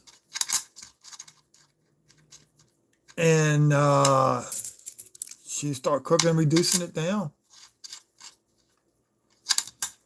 Add all the Italian seasonings. Add the rest of the garlic to it.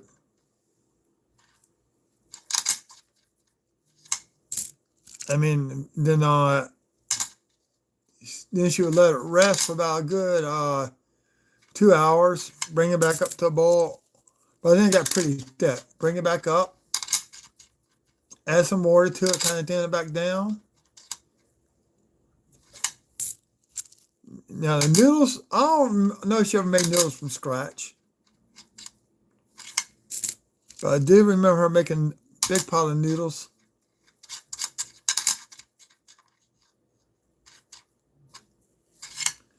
Oh, that was a lot of work she did just to make spaghetti on a Sunday.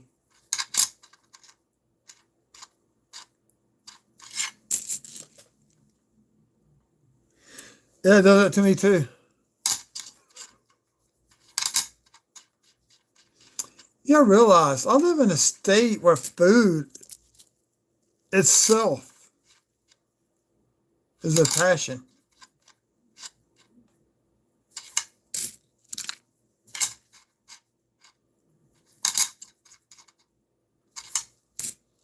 Like jambalaya was actually a meal that was served on a Sunday. So usually what jambalaya was made up was leftover barbecue.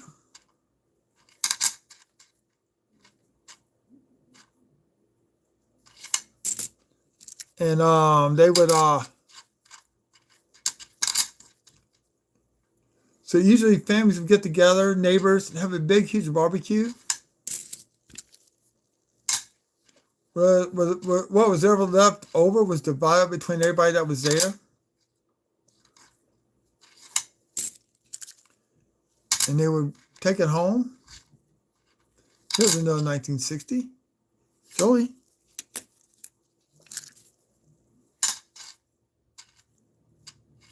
"21 Denver." I know I haven't been paying any attention for 21 Denvers. I just realized that. God dog it. That die crack? No. Yeah, I got beginning of a die crack. Not big enough to keep.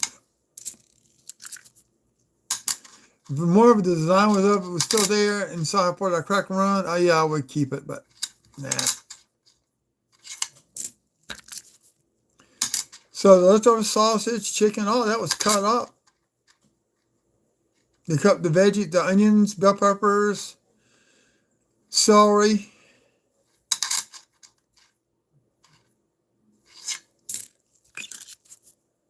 To make one pot meal on Sundays, cause technically a good Catholic now is supposed to work on Sundays.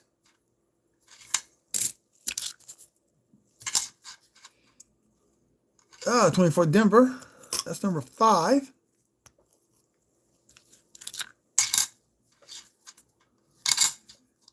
Yeah, I'm going to run a Circle K after I get done with this. I got grapes in there, but I need something to drink besides water.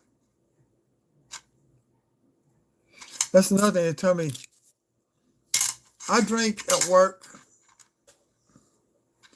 60 ounces of water a day, maybe 80. Sometimes at home, I come home, I might drink another 20, 40 ounces.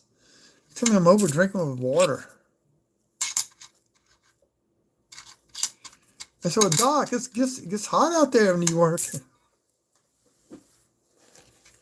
Okay, let's do 3 more rolls. I'm going to call it a night.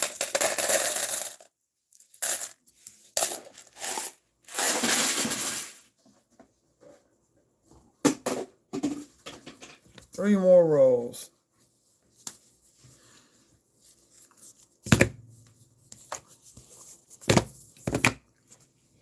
Now, one time I did try making seafood gumbo. I used imitation crab meat, and never again. Never again. Cut codfish and other fish put together and make it look like crab meat.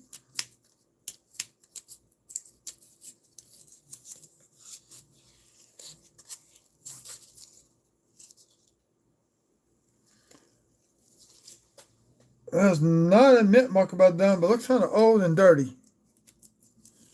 Just ender.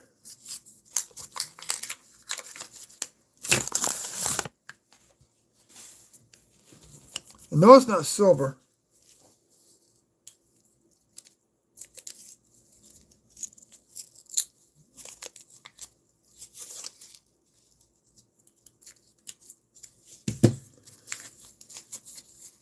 And one thing I haven't made in a long time is beignets. Ooh. Beignets stuffed with powdered sugar and dipped in honey.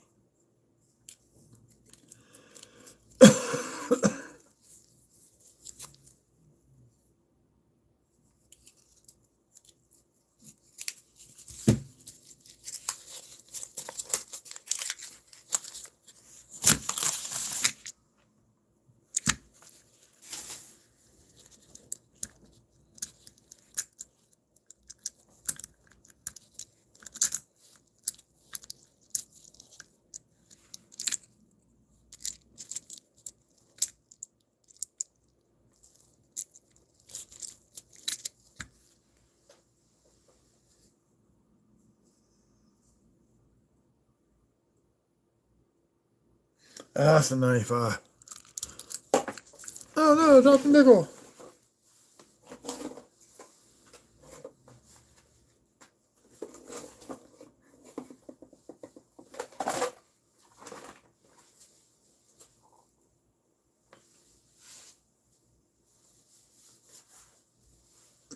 I can't find it.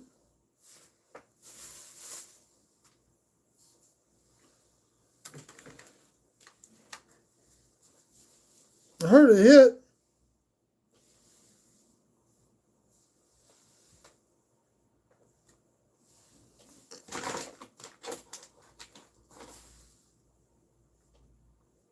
I'll have to find it later. Oh, there's a mercury dime down there.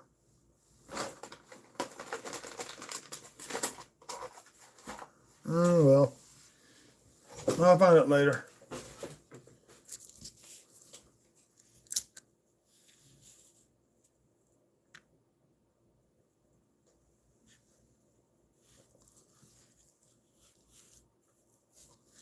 Huh. Well, that's what this one is. 79 Denver. Bummer.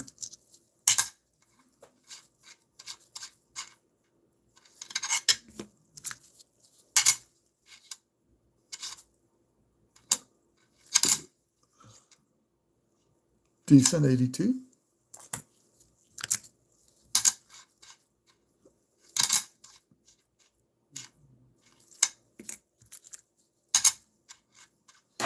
Okay, I can't myself talk to my headphones. Not no more.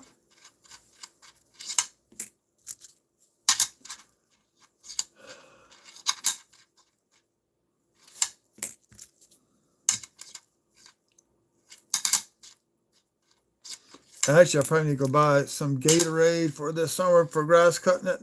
I start cutting grass weekly. Actually, I gotta cut grass tomorrow because if it rains Wednesday, Thursday, Friday, my yard's gonna be saturated, and the round lawnmower will will leave ruts. So tomorrow we're going to be going fast. Let's see, one.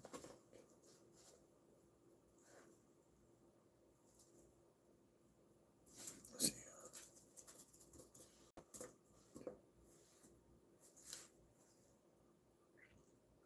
We've done 7 batches tonight. Yeah, I might be able to get 6, 7 in tomorrow night.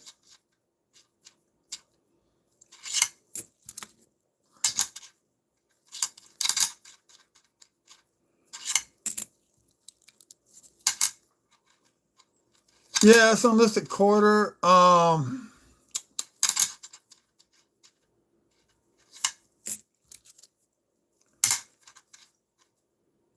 I get done with your stuff, that's going to be a whole separate video, young lady. Whole separate video. I got finished researching the other half of your bag.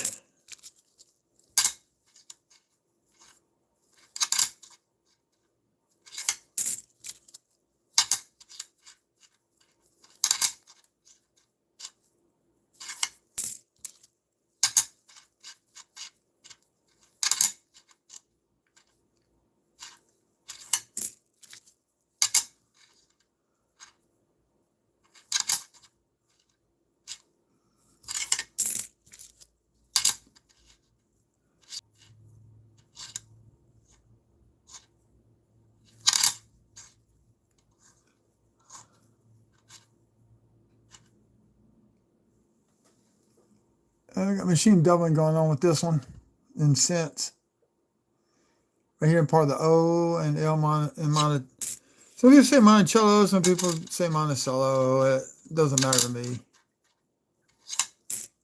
Call it what I want to call it. The House of Jefferson.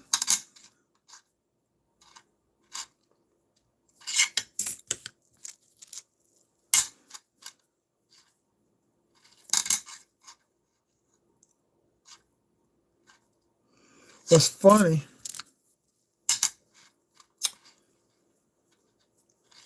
saw a video, if the original states of the Confederacy were to break away from the United States, it'd be the 18th largest country in the world.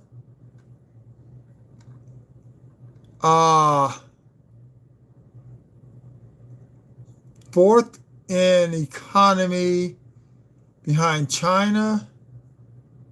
No, third behind China and the United States in economy wise.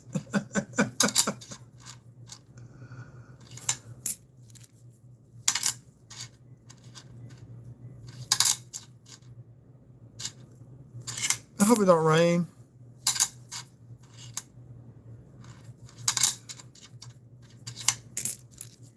Because I had a problem 2 Fridays ago. Week ago from last Friday. Leaving the bank, barely raining. As soon as I get to my truck, the sky opens up. The jeans I got on are from my dad. They're a little slightly too big for me, I guess. They're a little bit too long. Which I understand I'm taller than my dad, but I think he has a long, he's got a longer inseam than I do. So those pants became, instead of weighing 5 pounds, weighed about 25, 30 pounds. I could not get into my truck. The only way to get in, I actually had to brace my hands, one steering wheel and one on the door frame, while trying to hold the umbrella. So I had to pull myself in with the hand on the steering wheel and push in and push off the door frame. Now, if I went up in the truck, I actually had to close the umbrella to allow me to get even wet more. Use my hands to pick my legs up into the truck. Because every time I try to pull my pants up, they're trying to slide down, if you know what I mean. So, yeah, that was not a fun day that Friday. Which this morning I got a call from the assistant bank manager that orders the nickels to say, "I give me another box for this weekend."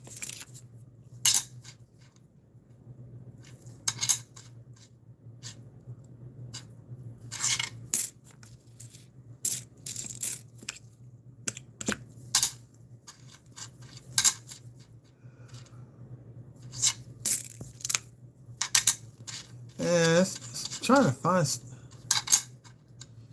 I'm not getting a lot of stuff. But that's happened before hunting nickels, and I get hardly anything. That's why I switched to quarters for a couple weeks, hoping that would change. That has not changed yet.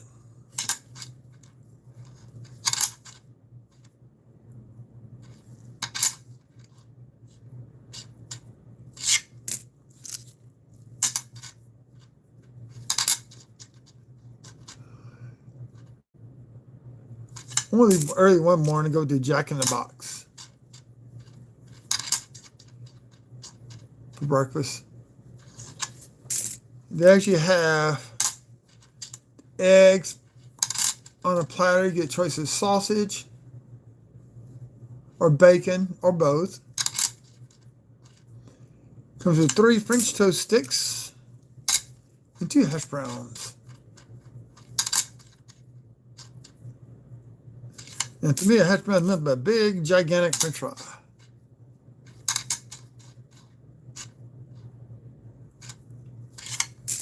So I'll put ketchup on my hash browns.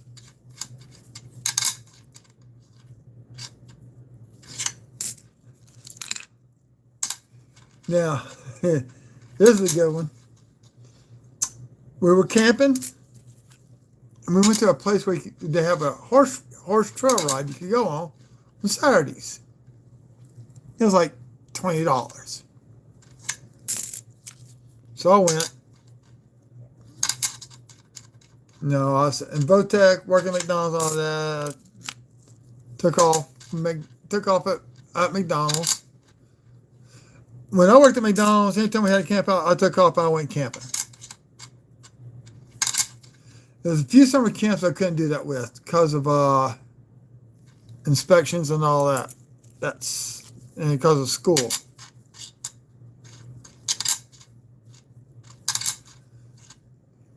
And a little kid decided, "Mr. Thomas, I gotta crack eggs. Can I challenge you to an egg breaking race?" I said, "What? Can I challenge you on cracking eggs in a race?" I said, "Why?" He goes, "Well, my mom taught me, and I want to show them how fast I can crack eggs." So, "Sure you want to do this?" Now, this, at the time, the patrol had 12 boys. In that patrol, we had about, 10 adults. So, like, each patrol had about 4 adults eating with them or something like that. And they brought 2 dozen eggs for Saturday morning. I said, "Are you sure you want to do this?" And he said, "Yes, sir, I sure do. So give me a few minutes. I'll come down there." So I look at our Scoutmaster, Steve Beatty, and said, "Steve, what do you think? Should I give him a head start?" He goes, "What are you going to do?" I said, "I want to do eggs like I do at McDonald's. I'm not going to hold back." I said, "I guarantee you, I can give him a 6-egg head start before he gets through the last half of the half. He has to crack. I can have all 12 eggs cracked and beat up, ready to go." And I said, "After I get an egg shot into the egg mix." And he said, "Well, we'll have to see about that." I said, "Steve, come on. You know I've been working at McDonald's. You know I've been cooking breakfast at McDonald's, eggs." Sometimes I would literally close on a Friday night and work breakfast shift the next day. This before I started dating my ex-wife. That changed when I got her. We're strictly opening then. He said, I said, okay, I said, you might want to come watch, let's go. So we go down there and the boys all, he's waiting on me. Goes, I said, somebody tell us when to go. Oh, I got to count down. 1, 2. We look at the die chip in that R right there between the E and between the R and the T. I think that's the die chip. Let's compare it to another one. That ain't it. Any more modern one? Looks like it's. Yep, got a little die chip right there in between the R and the T. Got one right there on the side of the T at the top. Put a little shadow on that one. Okay. So a little boy picks up one egg in one hand, cracks it, uses both hands to open it up. So I let him get down. And he's watching me, he gets about 2 done. He goes, you don't want to crack your eggs? Yeah, I want to crack my eggs.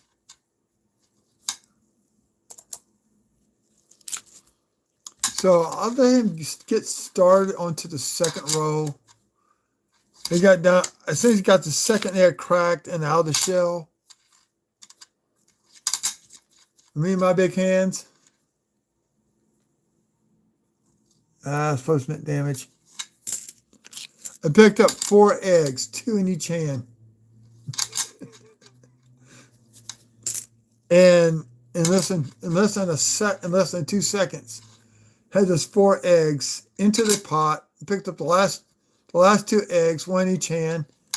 So in less than 30 seconds, I cracked a dozen eggs. In less than 30 seconds, I cracked a dozen eggs.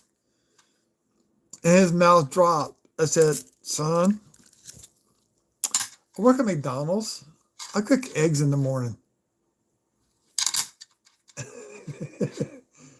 He goes, can you teach me? I said, your hands are not big enough to do. You see, you could probably do 1 egg in each hand, but not 4 in each hand at a time. Kid was 12 years old. A couple years later, I am teaching him how to do the 4 eggs in each hand. He kept challenging me every year. He got a little bit faster. It got to the point where I was having to then get halfway done to the first half before I could start cracking. Then once I got him on how to crack, oh yeah. Yeah, it was fun competition, but he learned not to challenge me at anything else.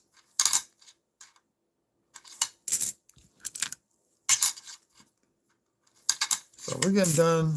We're going to call it quits here at the end of this roll.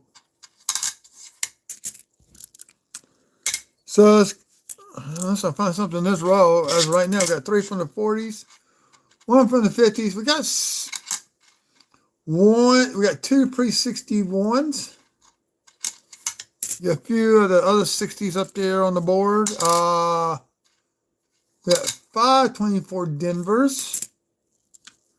I think I need about another 8 more 21 Denvers. So I can switch to 2020s. Okay. Let's talk about this number right here. This is where the D is supposed to be at. That's where the D is supposed to be at.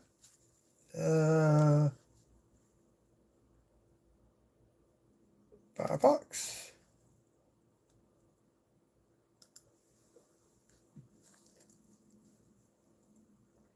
Nickels.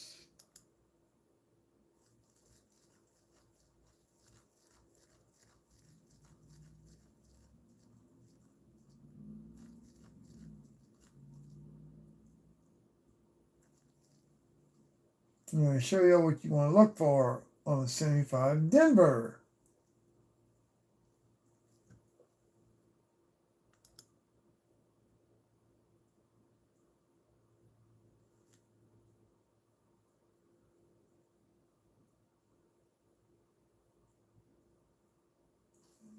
That's not it.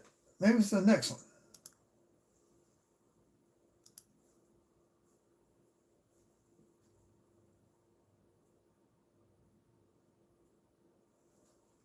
That's full steps. Where is the high D?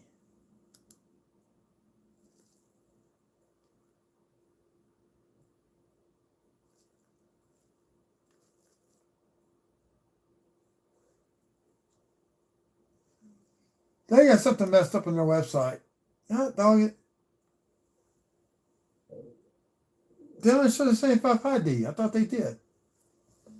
Oh well. If you find a D up in here, it's called a high D. It's better if it's even up to here, close to the edge of the ponytail.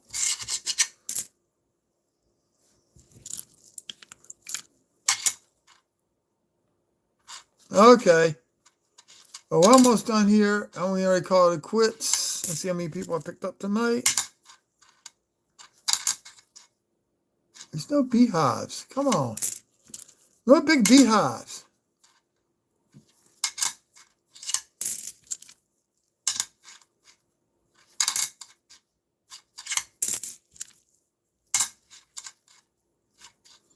Actually, I gotta go eat my grapes.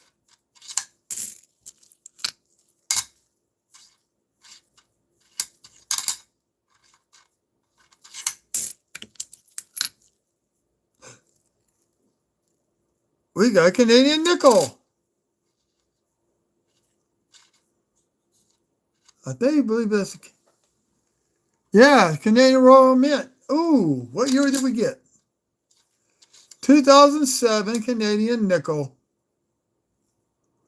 We have a foreign coin on board.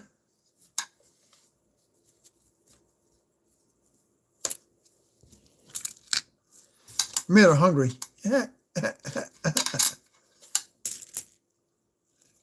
It's almost 11 o'clock her time, too. Actually, it's probably 11 o'clock. It's 11 before her time.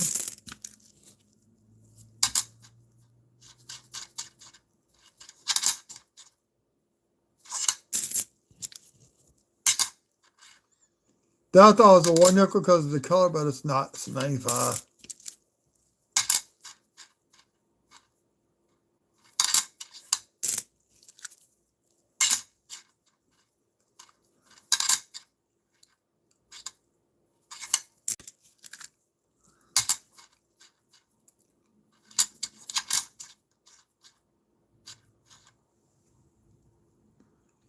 We got a beehive right there. Early stage beehive there. That is on a 20.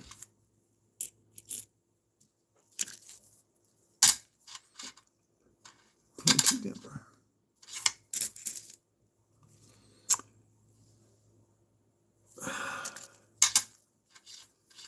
So I just found a Canadian nickel right here. Out of this roll. 2007 Canada. It's got the Royal Mint mark on here.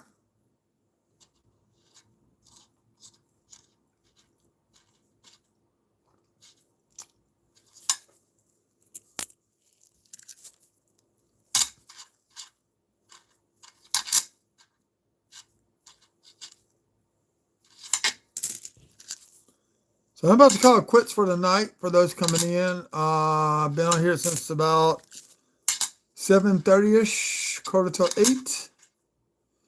Put 2 hours and 11 minutes and 40-something seconds.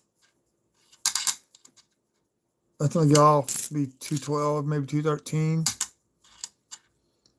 So we're up to 524 Denvers in this hunt so far. I need about 8, maybe 10 more. 21 Denvers. That's a Philly. We got all those filled out.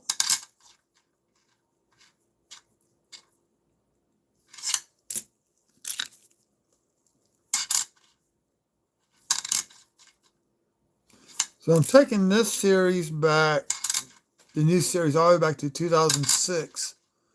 Looking for the best of the best I can find.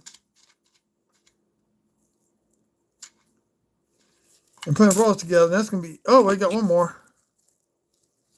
Like it's damaged. It's damaged.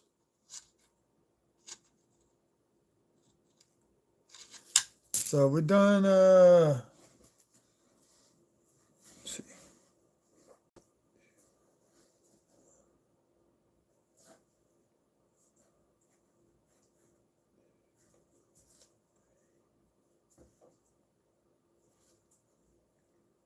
Did 15 rows tonight in 2 hours and 13 minutes.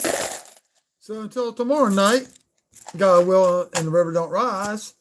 Remember, always check both sides of the coins. You never know what you want to find. I made IT hungry. So y'all have a good evening and see y'all tomorrow night, hopefully.